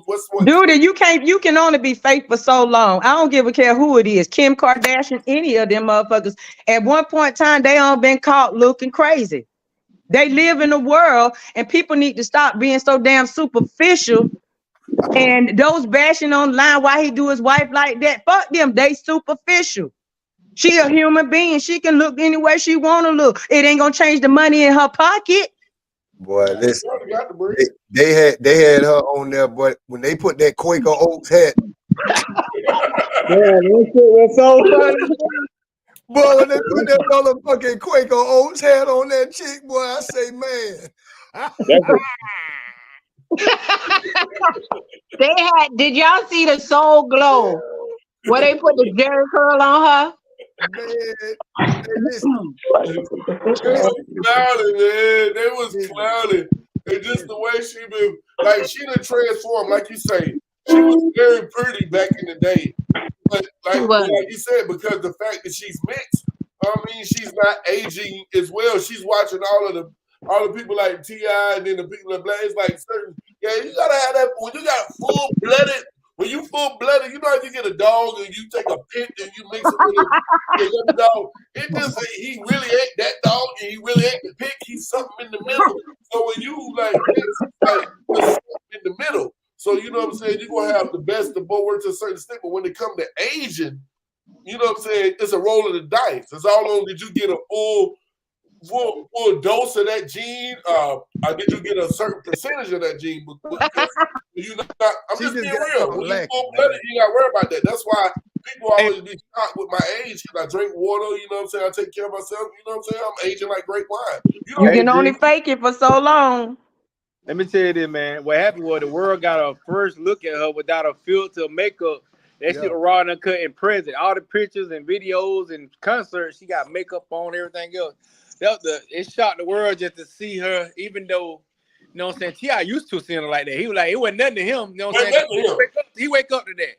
You know what I'm saying? But the rest of the world, we used to see her with makeup and filters. So we like, oh shit, god damn, nigga. Yeah, that's what I'm talking about, Craig. Yeah, that bitch looking like she just took a football helmet off, nigga.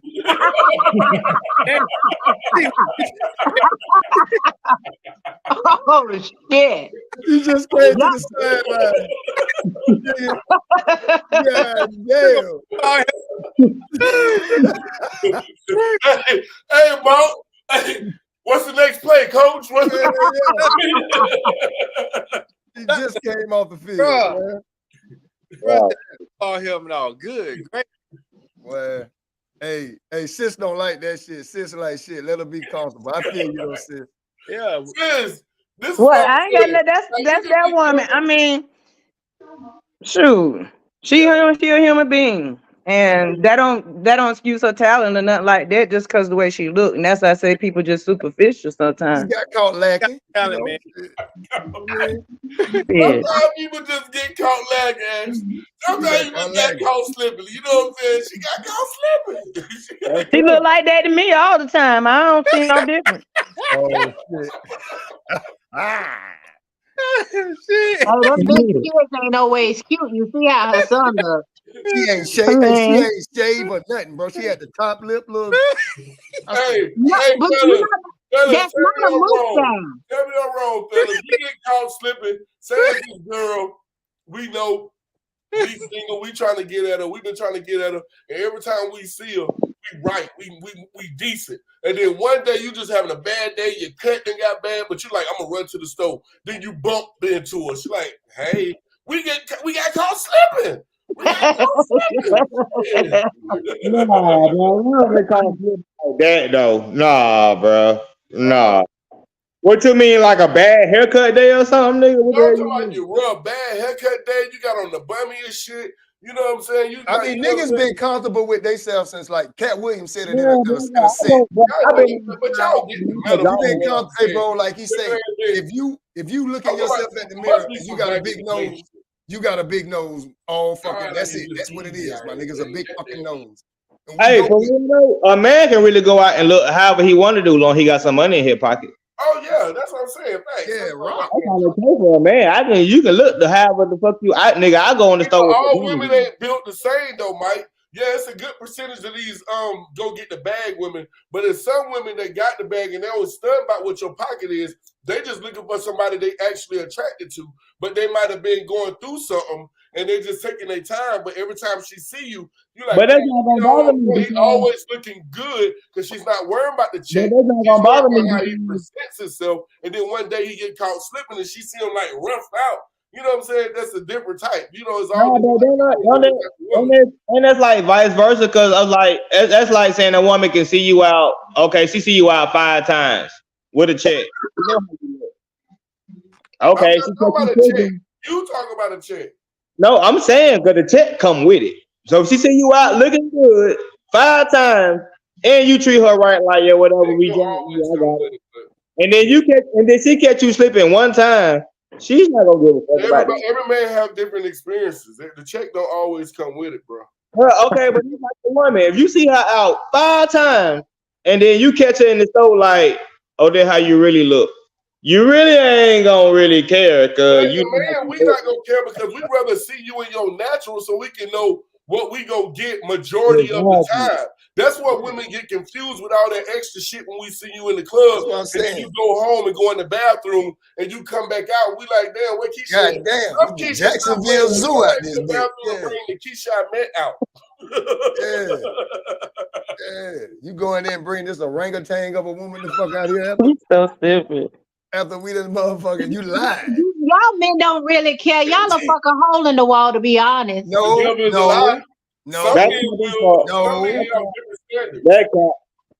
a fuck a hole in the wall. You done, hey, let me tell you something. I don't know who did that. Who did it? I ain't heard, nigga. Niggas will fuck a hole in the wall. But not all of us. So you take 100 men in the room and then you put a hole in the wall and you say, it's a pussy on the side of this hole. Every man gonna stick their dick in that hole. Most of y'all will, yes. It's 3 niggas gonna go do it. I ain't gonna lie, 3 niggas gonna go do it. You got 3 to 4 out of 100. You got 3 to 4 out of 100. More than that. Y'all can tell us if it's worth it. Listen, You know y'all are more perverted than y'all want to admit. Hey, I'm not gonna go fuck no random hole in the wall. I watch just a lot of because you porn. say I ain't gonna lie to over you. there. I'll tell you Maybe something. not now. Maybe not at this age.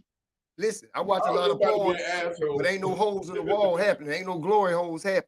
That ain't happening. Maybe not at this age. At one point, y'all to fuck that hole in the wall. Hell Tell me I'm lying. Tell me I'm lying. You lying. Especially we knew who was over there. Like if we knew who was over there in the hole. At one point in your life, you will fuck the hole in the wall, not knowing what the fuck is on the other side. I might grab something from out the hole in the wall club. Y'all got me filthy. You know? You're lying to me. I'm lying. You're lying to me. I don't know about everybody else, but you're lying to me. I don't even believe you. I don't even believe you in the my life where I would fuck a hole in the wall unless me and my girl doing some freaky shit and I'm just trying to get the what they call it, the glory hole experience. That's not the only way. So I know where my glory is coming from. I don't want no random glory. So if there's women on the other side of the wall and they gonna give you some top, y'all not putting y'all dick in the wall? Let it be real. I got to see what's happening. That shit is porn shit that niggas get paid to do. You have never been nowhere there's a fucking hole in the wall and niggas get paid. Let me be real, bro. It was hypothetically. We were speaking hypothetically. Mike say he ain't never walked in no public bathroom. Mike say he ain't never walked in no public bathroom. We were hypothetically speaking. Never, ever in the history of niggadism have a nigga seen that shit in real life. I guess she said hypothetically speaking. You know, we were saying hypothetically. Why are you the only person that don't realize that? I think that's what's wrong with women. Women have so very low standards of a man. You know what I'm saying? Y'all don't have dick standards. No, because hold on. First of all, men don't really speak hypothetically. We speak realistic. Oh, yeah, No, but we can have some fun on the part and just, you know what I'm saying, joke around. But I understand where she's coming from.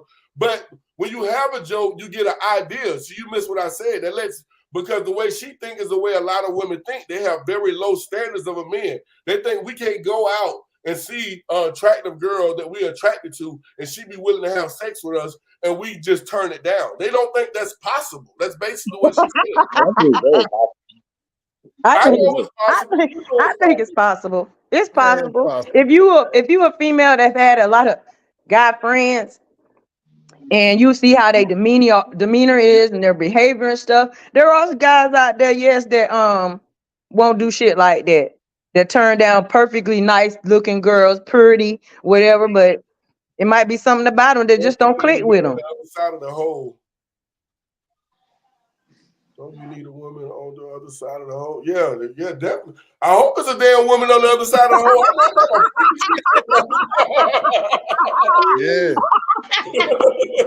That's why I'm not doing it. They be like, yes, and then it'd be a whole boy, don't even let me get You're afraid to say it. You'll be fucked up, nigga. LeBron James come from on the other side of that motherfucking wall. Talking about, you good? You okay? Was that good? You good? Motherfucking LeBron, I'm talking about that nigga 6'9", 280. What you mean, am I good? You was over there watching her? Y'all niggas crazy, boy. I'm still insinuating. On some realistic shit, the only place I think you would actually find a glory hole is in one of them clubs we were talking about where singers and all that shit go. You know what, Mimi? I'm gonna do a question on TikTok tomorrow. Possibly. I'm gonna put that to the test. I'm gonna ask ladies, if there was a glory hole and it was 100 men in the room, how many? And it was women on the other side. How many men do y'all think will take their chance of going through the group? I want to see what women gonna say, and I guarantee you, it's gonna be more women that believe that, and that's the problem because they have But realistically speaking, in foreign countries, you see little boys having sex with goats and stuff like that because they want something. I saw a woman let a goat do it in Mexico. They had a donkey. The donkey lady. The donkey. Come on, sis. What the fuck? Come on. What the hell going on? Right in Acuña, Mexico. Right there. I used to be stationed 20 minutes from down there. They got the strip. You know how you see the movies where you thought it was just the movies where they had the woman outside the door like $5 sake, $10. Yeah. $10 sake. Okay, real.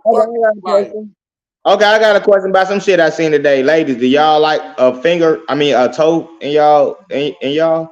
What? Oh, they talking about the video with Tiny and T.I. Some girl claims they sexually drugged her, sexual assault, and made T.I. use his big toe on her. Yeah, I don't know the story, but I seen the post. Doing today. I like the pool. Yeah. Yeah. What the hell kind of? Hey, you said it earlier. You said that this virtual reality here is reality, and you said something to do with porn. It is all kind of shit on porn. People have all kind of fetishes. Porn, bro. That shit is on porn. People have fetishes. Right. Like, yeah. How you get that girl?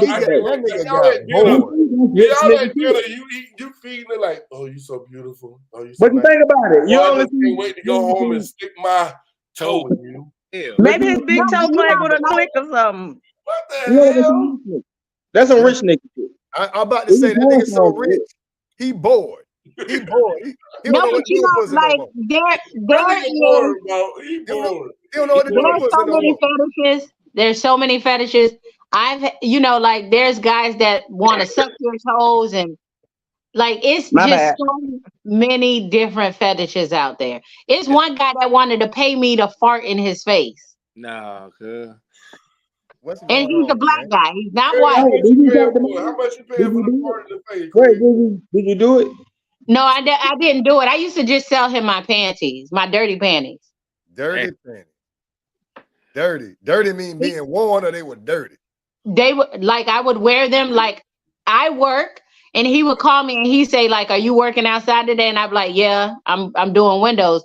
He'll say, breezing through, baby. We breezing. He will pay me before he actually get there. Oh, he was good. If you went that nigga phone, that nigga was probably watching them fart porn videos. No, but he likes. Nah, it's been crazy. Like I was saying, people got crazy fetishes out here, and you know what I'm saying. Like I'm just to like. I thought I was freaky, but I guess I'm not, because when you see some of the fetishes, I hear about some of the shit people like, huh? Like, I know where why don't we share? You would take all that just to get one? Let me ask you a question. So why don't we all share something that's not so regular about us that we like, but it's a little weird? I don't even like to spit in the mouth shit. Like hell no. Say something that you like. We're gonna share. We're gonna share something freaky, extra freaky about us. Oh shit, man! Call me old fashioned, man. So you don't. Craig, you was about to say, what you about to ask the question? What you said? Kind of based on what she said, man. I was just saying, what's the freakiest shit y'all willing to do? What is the freakiest shit you ever did? Shit. I'm gonna go last on this, man, because go ahead and answer somebody. So let me go last. I'm gonna think of a safe answer because I like to keep it real, but I still gotta think of a safe answer. Yeah. Hey, listen. Go ahead, Mike. Go ahead, Mike. Kick this off, Mike. What's the freakiest thing you ever did? My bad. Freakiest thing you did? Oh shit. Oh shit. Hold on. I won't prepare for that question. I gotta think about the shit. He ain't do nothing freaky. He did regular. Ain't nothing wrong with regular. Everybody's answer is going to give you the definition when you say freaky as shit, you mean like far as spontaneous like freaky shit, or you mean what? It could be spontaneous, just freaky, whatever you think. What is your vice? I mean, like R. Kelly pissed on girl. Give some head when I was giving some head right in front of the chick you walk on the beach. Bridge right there. I got through the car. Niggas walking past. I was like, yeah, business. So you like to get hate in public? Yeah. No, okay, Craig, what were you saying? Because we didn't hear you. Oh, I was saying, when I was just explaining to him, he said, explain what you mean by freaky shit. I said, R. Kelly did that pissing on girl shit. She out did putting the toe in the girl shit. So what's the wildest shit you ever did? That's what I was saying. You know what I'm saying? So why you didn't answer the question? Go ahead and answer the question. I don't get it all. I can just imagine. You give us the safest story you can tell, because I can just imagine. Oh, Lord. I had it done 2 times. Hold on. I had it done 2 times. Trick. You what? The ice trick. Y'all ever got head with some ice? That's the freaky shit you ever did in solar bitch. Stop, no. Nah, you ever had a female put some ice like in their mouth and gave you head with some ice? Boy, that ain't that's old. I'm 51 years old. That was done 30 years ago. I had me a question right now. That's like the fruit roll up, motherfucker. Y'all have a big fruit roll up right out there and suck the fruit roll up. Food is food. Food is food. Pass that. Move on. Nah, that's some freaking shit. That's some freaking shit. Greg ain't never give us his answer. He asked the question. That's some freaking shit. Every bitch ain't finna suck no fruit roll up off a nigga dick. I saw a white girl did a TikTok about that the other day, was talking about, she didn't say like that, but she knew how to say it. And she said she did that. And then the next couple of days she got in the mail, the dude sent her a big ass case of damn fruit roll-ups and shit.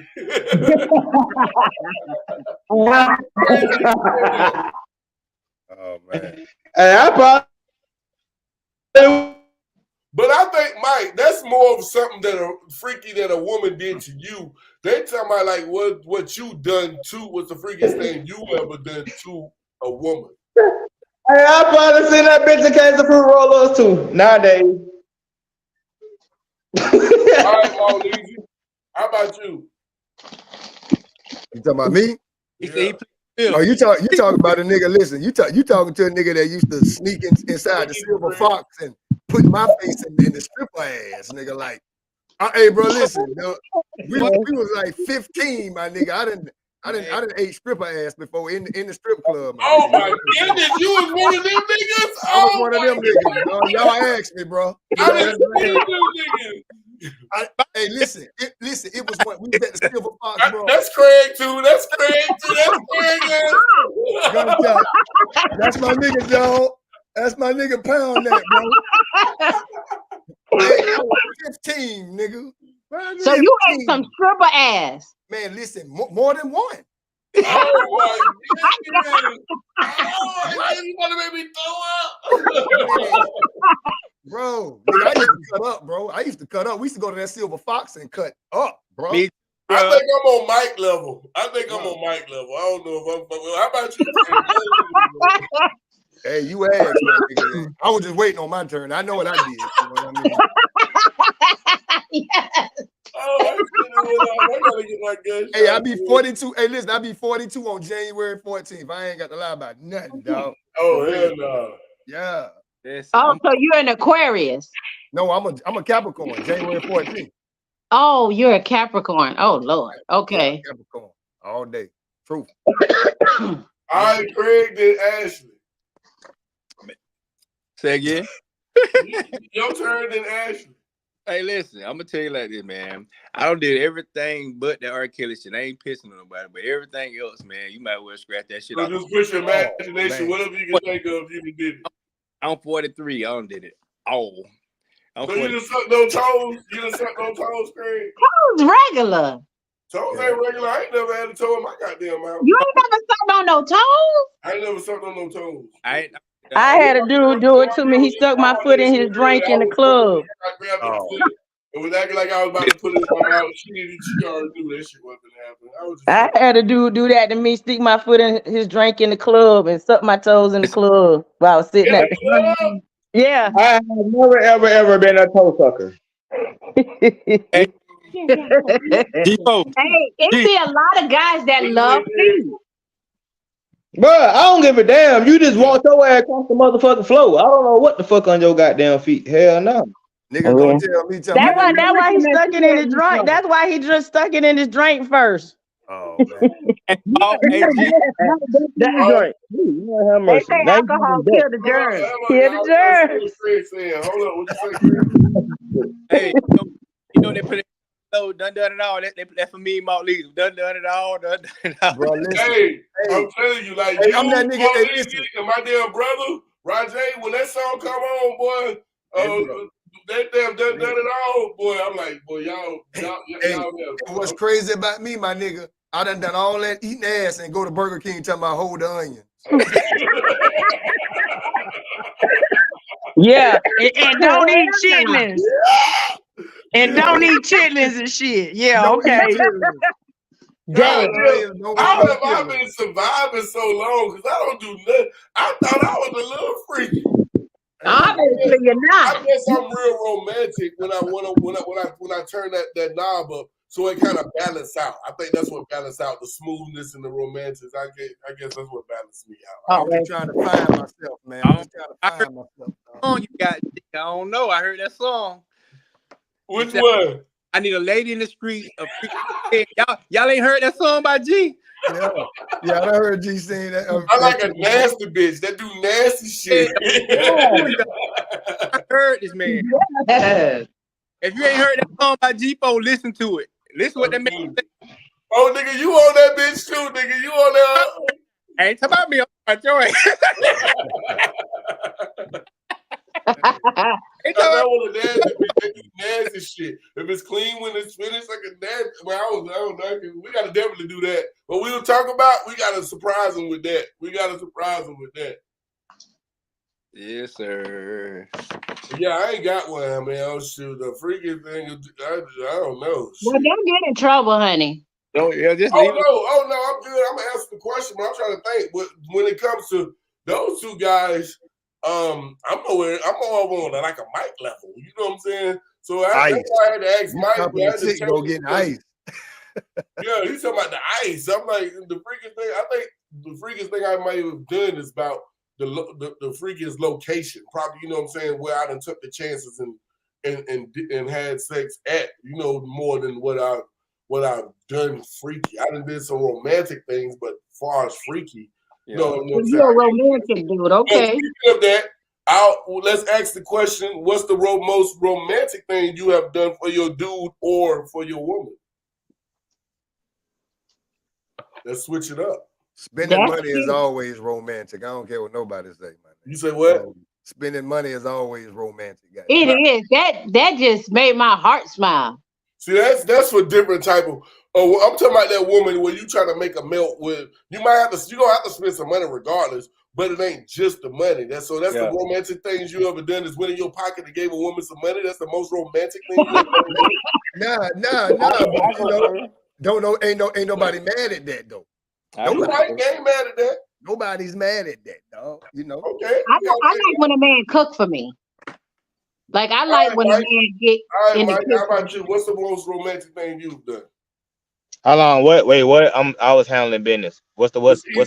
What's the most romantic thing you have done for a woman? I go first. Go ahead, Craig. I set the tone, man. I got a good one, so I want to see if anybody on my level before I answer. Y'all already know what time it is, Valentine's Day, man. Y'all know what y'all woman like. So you know what I'm saying? You know what I'm saying? Of course, you're gonna get the perfume, you're gonna rent the room with the jacuzzi, you put the roses all on the bed, then you get the little fruit tray, you put it up there, you get your little whipped cream on this side, the chocolate on the other one. Then you use her body as like a fruit buffet. You put the fruit, pineapples up here, you put the you know what I'm saying? Then you play her favorite music, you know what I'm saying? You already got her favorite perfume on the counter. You can give her a shower, you can give her a massage, you know what I'm saying? You can rub her down a little bit just to make her feel like she's heavy. You start from her head, work your way to her feet, and tease her a little bit. Don't get to her all at once. Don't just jump in the coochie. So you want to kiss on her neck, you know what I'm saying? Kiss her in the thighs, just to make her want you, make her grab you and put it in there, you know what I'm saying? So you gotta be smooth with it, you know what I'm saying? And then I like that. Where Marlene say? Because he could be taking notes right now, so he can know he can do more than just put it out. I mean, anybody. Oh, that was so romantic. I'm just not feeling his answer. Anybody can get money. Anybody can. I'm with the ladies on this one. Like, besides her, she was fine with that. But I'm like, God damn, bro. I said romantic, Marlene. Come on, you gotta do better than that, because you're gonna be shocked when I tell you. I like that, Craig. Though. I need one of the ladies to go, then I go, and then we can let the other ladies finish. Then we'll let Mike come at the end. Hopefully, he'll get an idea of what we talk about by the time we get to him. Well, you know, I would say I booked a trip to Spain. We stayed at a resort, kind of just like planned everything. So it wasn't, you know, from dinner to, you know, basically taking them out their comfort zone, kind of be adventurous. I feel like the best thing I could do for my man or whoever is to get him out of his comfort zone, let him try something different, you know, mind intriguing, you know. So yeah, take a trip. Okay, that's nice. I like that. Get ghosts. Yeah, get ghosts and just do yourselves. I like that. All right, so since Craig touched on the motel room, I done did a little theme like that. So I'm gonna go and tell you one of the other ones I did just to give you a different story. You know what I'm saying? It's called a night in but out. It was a night in but out. You know what I'm saying? While you gone before you get to the house, you know what I'm saying? I got one person I done told to get you distracted. So you go. I done went and got the little rose petals. I got a red carpet when you come in the house that leads to the room and leads to the spot. You know what I'm saying? So it's rose petals. I got the outfit like you going out already laid on the bed. I done went and bought your outfit. I know your size. It's laying on the bed. I got the bath water ready so you can take your bath and go ahead and relax. So then when you come get done with your bath water, you know what I'm saying? Now you come to the table already and cooked dinner, 3-course meal. You go get the salad. You gonna get the main course. I'm gonna have a little dessert. You know what I'm saying? Then I got the TV set up with the movie thing after we take the walk and drink. You know what I'm saying? And by the time we get into the getting close to the countdown, that's when the massage come in, because when you massage a woman's body, if you don't know, Mark Lees, I'm trying to put you on game. When you massage her body like Craig said, put me on game. Wait a minute, what's going on? What in the world? Hold on. Let me finish teaching. I'm gonna let you come back. Me on some massage their body from the head to the toe. It opens up their pores. You know what I'm saying? It makes them relax. Yeah. So that experience that you had, say, the night before, and y'all had a session, and she might have didn't explode or maybe exploded once. That next night, once you do all that and set the tone and relax her body, she's going to lose count of how many times she exploded because of the whole experience, because of the whole thing. So that's about one of the most romantic things I've done. You know what I'm saying? When I'm fucking It's called euphoric. I'm there. You know what I'm saying? So Euphoric. that's the secrets people don't expect. Hold They on. see the thug, they see the dreads, they see the attitude, and don't know, like, damn, how you get that woman? How you get that woman? How you get that? Because I'm a smooth motherfucker. Yo, OG. That's My man, dog. What you did? Just teach me how to pleasure a woman? What just happened just then, man? No, they were telling you about romance. Since you said just get out the money. Because Mo, you my dog. Let me tell you what's romantic. Let me tell you what I'm gonna do with my old girl. I'm gonna take her and I'm gonna lay a blanket in front of the manor house. We're gonna have a picnic with a bag lunch and one of them teas they got out that bitch. You know what I'm saying? I'm gonna just We're gonna lay a blanket in front of the manor house. in front of the manor house. Our meal is gonna be the meal that they give us. Nah, bro. That's stupid. Oh, good. That's But it, yeah, that's bro. what's up. That's what's up, people. So shit. Anybody got anything else? I think we had a great show tonight, but we need one more. Somebody, matter of fact, Miss Ashley, close it out with our last topic before we get out of here. What's irking your brain?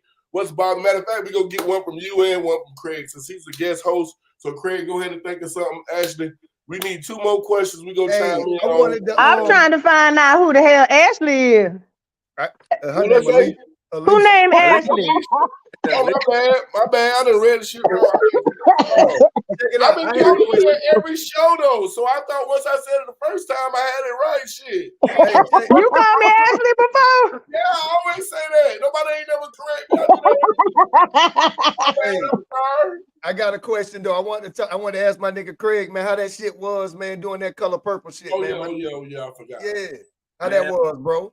Thing like that, man, it's a one-in-a-lifetime experience. You know what I'm saying? That was just God, because I ain't really applied to try to be no actor, been nowhere. You know, I work in the medical field, so we did the COVID testing for the casting of the show. Cause the field. Wait, hold on. You was in there? I was nigga got a good part. I'm in the. I'm live. You'll see a boy on the flex. You know what I'm saying? Oh my goodness! Oh shit! Good job. And, give it up for him. All right.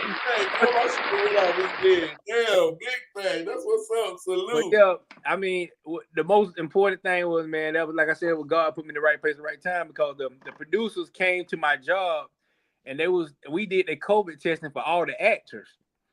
Yeah. And so when she came in, she was just like, "Hey, have you ever thought about acting? You wanna come try for a role?" She said. So she gave me the address. I went up to the embassy suite where they did the embassy suite. They had me go in there. They had your boy take off his shirt, take off my pants. I'm standing in my boxes. I got like 3 girls coming in. They look at you, turn me around. They look at me like, "Yeah, we got a role for you." So I said, "Okay, bet." You know what I'm saying? So they hit me up, emailed me, got all my information, man. I went. I spent the whole day with Fantasia, Haley, Oprah. Man, I never in my life. Yeah. Man, that's all right. Yeah. So I spent that is all right. Tell you, man, I spent a whole week with Oprah. You know what I'm saying? And the scene I'm in, I'm with Haley, so I'm behind her the whole movie. So all day we was from 9 to like 5. And then, like, for break, you eat steak, you eat chicken, whatever you want. Hell, I was trying to bring Fantasia to the jerk shack. Bro, hey, I was gonna ask you, my nigga. Hey, Fantasia, do she look like that in person, bro? She look like that, bro. She look like that. Yeah, okay. When nigga, that's all you gotta do. That translated so much. Listen, when I seen her, I said, I'm gonna tell you the truth, boy. Your voice is therapeutic, mama. I said, okay, hey, your voice. That was up. Now I gotta watch it. Because I wasn't gonna watch it because I heard it was a musical. And it's a musical. Movies, I do not like music. I can't watch no damn. What was this man doing on the live? I played an African warrior in the movie, so you'll see me. Girl, I've been trying to know it. So you played an African warrior? I don't know what, but yeah. But I played an African warrior on the movie. So you'll see me walking with it behind Haley with the thing on my head. I'm talking about it's on my Facebook story. And you'll see me carrying the king to the water. I got him on my shoulder or whatever. So you weren't picking no cotton? Nah, I was an African warrior, man. I was an African warrior. I hear that. Had me in the Do you have any? But yeah, man, that's a one in a lifetime experience. Yes, man. It is.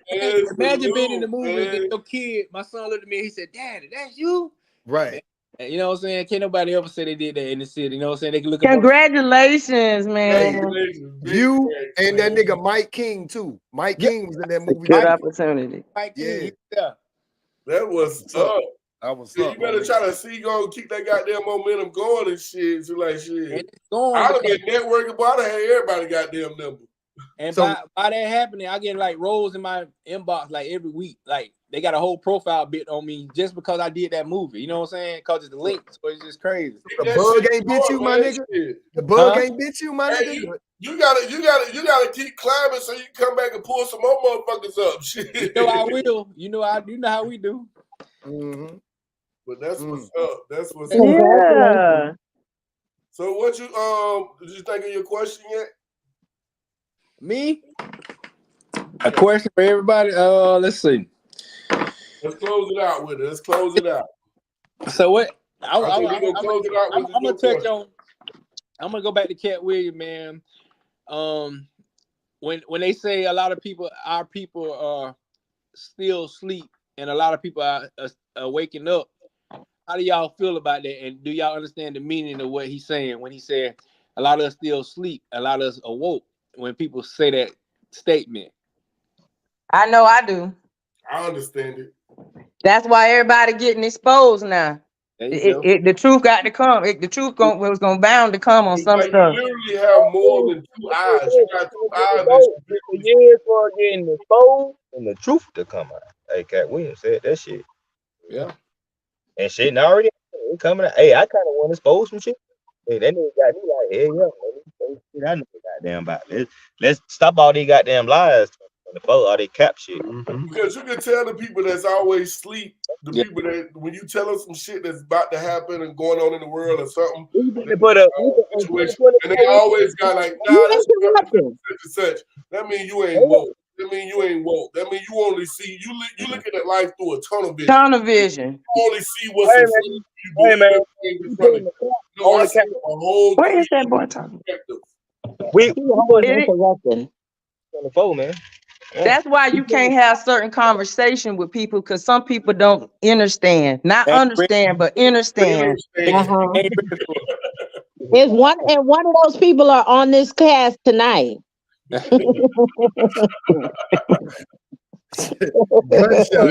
some people ain't ready to receive what they really truly see. And that nigga over there like, this smell good. We know you smoke weed. Congratulations. Yeah. To have it all in the camera is stupid. I'm in Fulton County. It's legal. Well, you better goddamn know your laws. Who told you that shit? Wait, show me the statue on that in Georgia. You in Georgia? We decriminalized in Fulton County. I live in Fulton County. It's decriminalized. You know your laws. Congratulations. You're able to smoke weed. Congrats. No, and nigga, 90% of the motherfuckers in the world smoke weed. He talking about now. 90% in the world.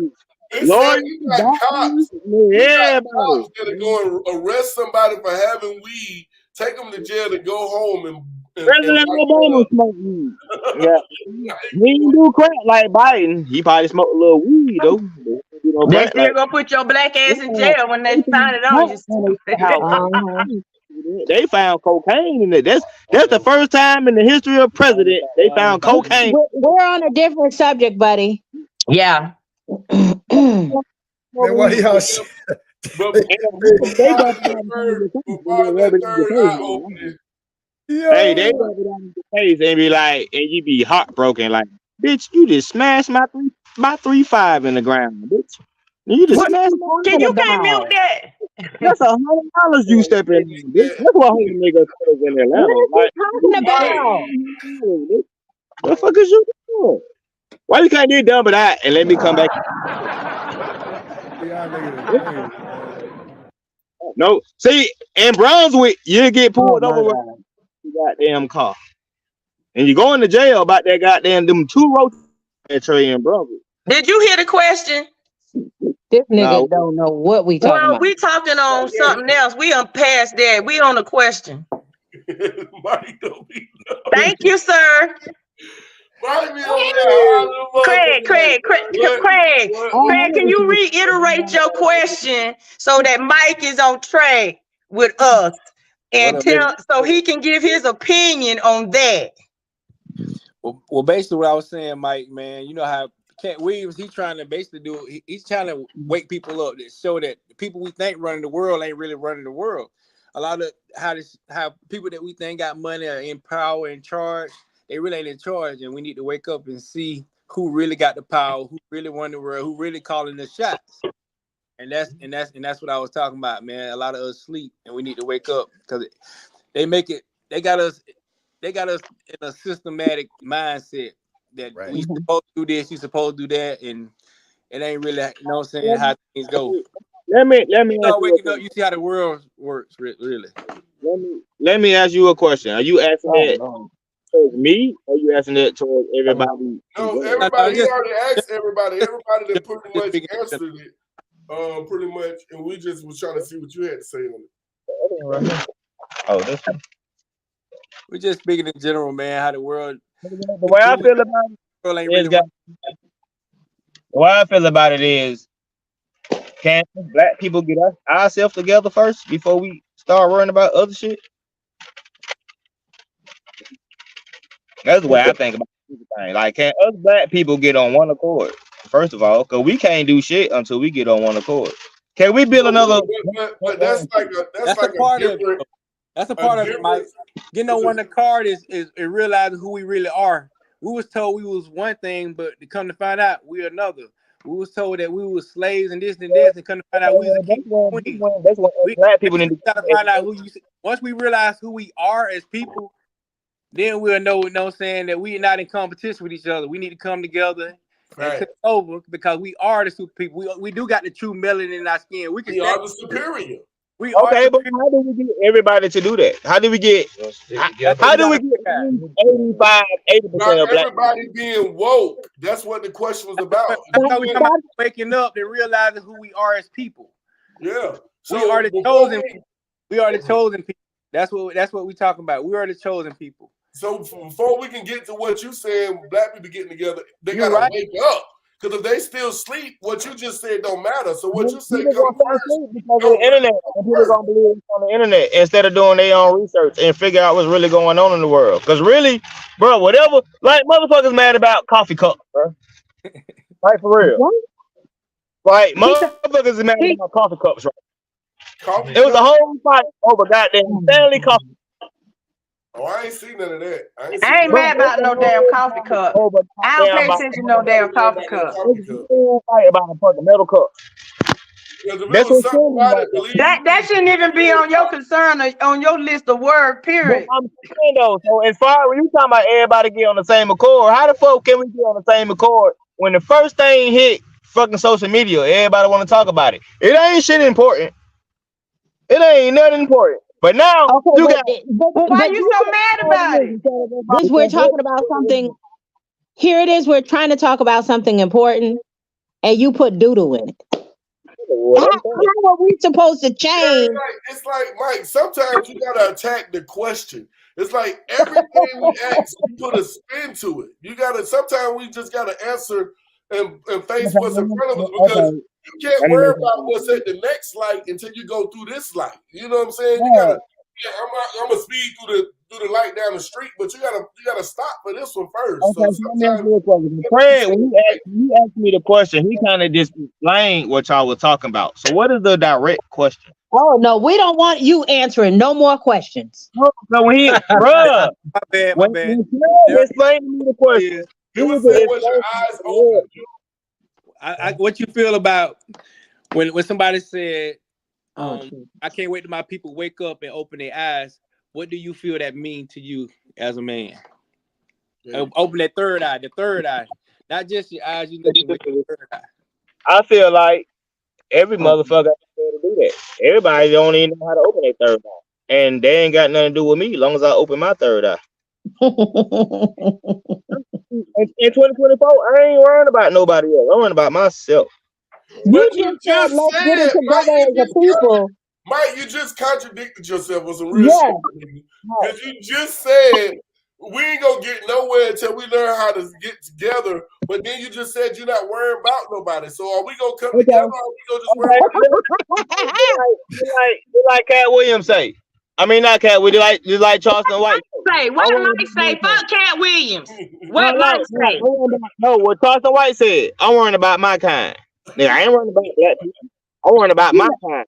Trying to get okay, Mike, we get it. Because I don't think I'm worrying about my kind. If you don't get and understand what I'm saying, you're not my I understand where you're going because my brain, I got a big ass head. You see this big ass head? I got a big ass brain in this motherfucker. I can keep up with a lot of shit. So what I'm trying to get you to understand, Mike, is that you said one thing and then not even 5 or 10 minutes later, you contradicted what you said. That's what I'm saying. I don't. This nigga always confused on every panel. Woke to me, bro, and that third eye to me, dog. That is understanding that everything is in question. You know what I'm saying? That third eye put everything. There we go. There you go. It put everything in question, dog, and you know what I'm saying? Perception is everything, and perception is right there in front of you, but now you know how you feel about it. You know what I'm saying? And what you gonna do, act, or how you gonna act on how you feel about it. You know what I'm saying? If That's you see it the first time and you believe it every time you see it, then your third eye ain't open because you take it just how they give it, just how you give it. You know what I mean? They tell you to come to work and get paid every 2 weeks. You know what I'm saying? You know, you can go find money or some other type. You know, I mean, you know what I'm saying. But for example, just perception is everything, bro. You can't believe everything that's in front of you. You can't believe everything in black and white. Yeah, that's why I say about the internet. And he keeps saying about a Stanley Cup. That shit on the internet. Yeah. You know what I'm saying? Also, I feel that's controlling his thought, how his process of what he feels important.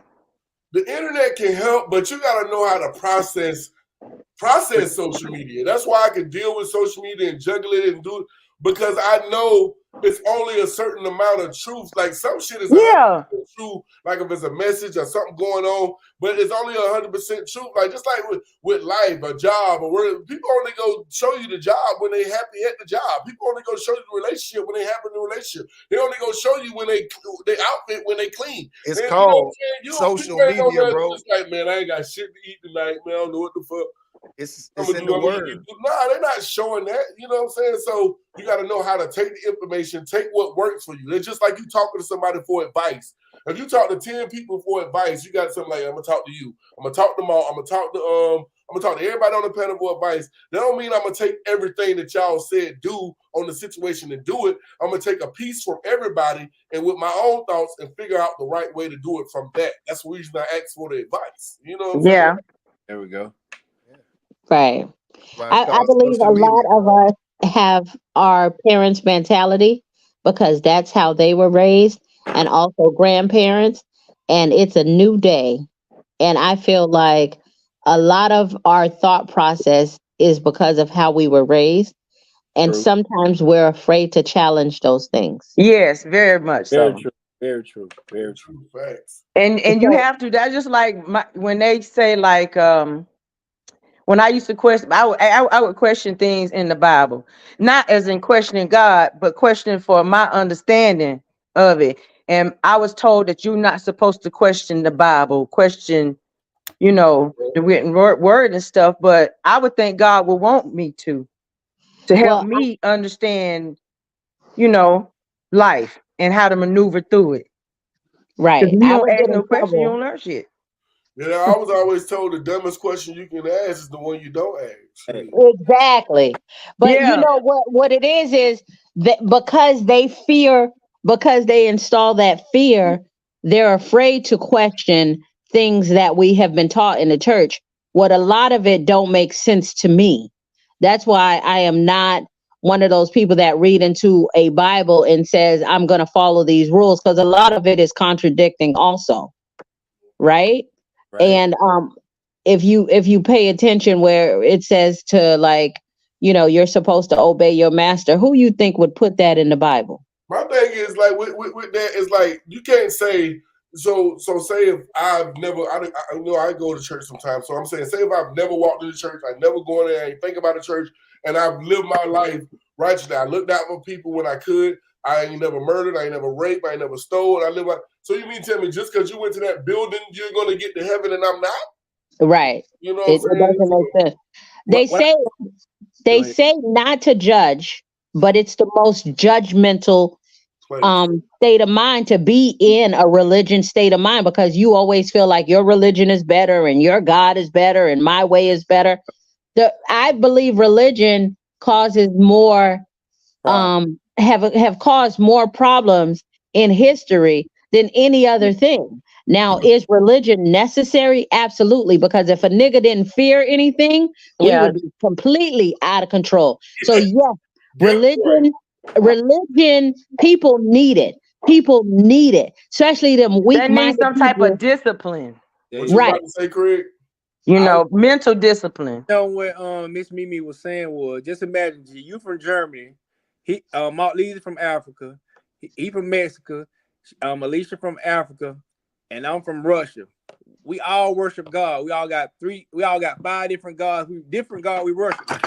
Now who worshiping the right God? Right. We all are. Now you were born. That's what you were taught. He was born in Africa. That's what he taught. She born in Mexico. That's what she taught. Who's right? We all right. You know how we all right, Craig? Yeah. Because we all pray to the same God. That's what I'm saying. We got to open our eyes. Got different names for everybody. But we got wars with people killing each other because they worshiping the same man with different names, though. They killing each other. They don't realize they worshiping the same person. A different name. And they telling different parts of the story, and they ain't relating. They ain't looking like, hold on, we talking about the same person. And then we go it's into all in words. It's all in words and spellings, because all the doctrines work together. People may meditate, but we may call it pray. You know, get on your knees and pray. You know, it's just we do all of it. We try to eat right. We try to get mental clarity, peace, all that stuff like that. We just use different words to determine, you know, the concept of it. Yeah. So I'm feeling y'all on that shit. I'm listening. I'm feeling y'all. I already know most of the wars are because like Craig said, like it's because it's religion. Yep. That's crazy. I appreciate everybody coming up on the panel. I appreciate you coming up for your first time, Craig. You are more than welcome, man. You did a great job. You know what I'm saying? Came up and did your thing. I already know. You already know how we rock anyway, how we do. No. I already know what it is. I appreciate you coming up on the panel. You know what I'm saying? Before you get out, can I send a plug before you get off? Oh, hell of your business. I'm gonna let you get the flow. I'm about to let you get the flow. I was just gonna appreciate the ladies. Okay. I appreciate y'all and Mark Leezy, nigga. You already know what it is. Ain't you here, nigga. You here, you and me here.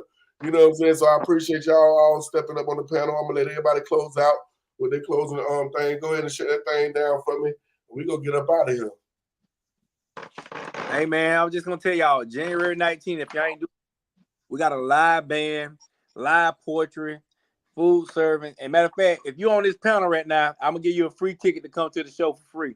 That's January the 19th. If you're on this panel right now and you in Brunswick, Georgia, you can't get here, we got a live band playing. It's gonna be at 4 Point Sheraton Hotel. It's from 7 p.m. to 11.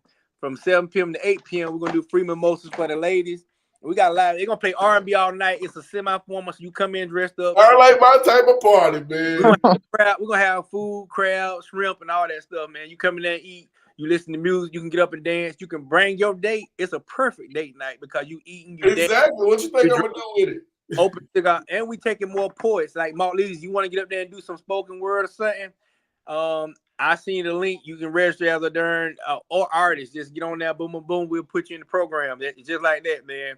Heard. That's January the 19th, right here in Brunswick, Georgia, man. That's what's up. Hey, whenever you get the flyers, y'all ain't got no flyers for that? I just posted and shared it on my page. I'm gonna put it in your inbox though. Yeah, put it in my inbox. Yeah.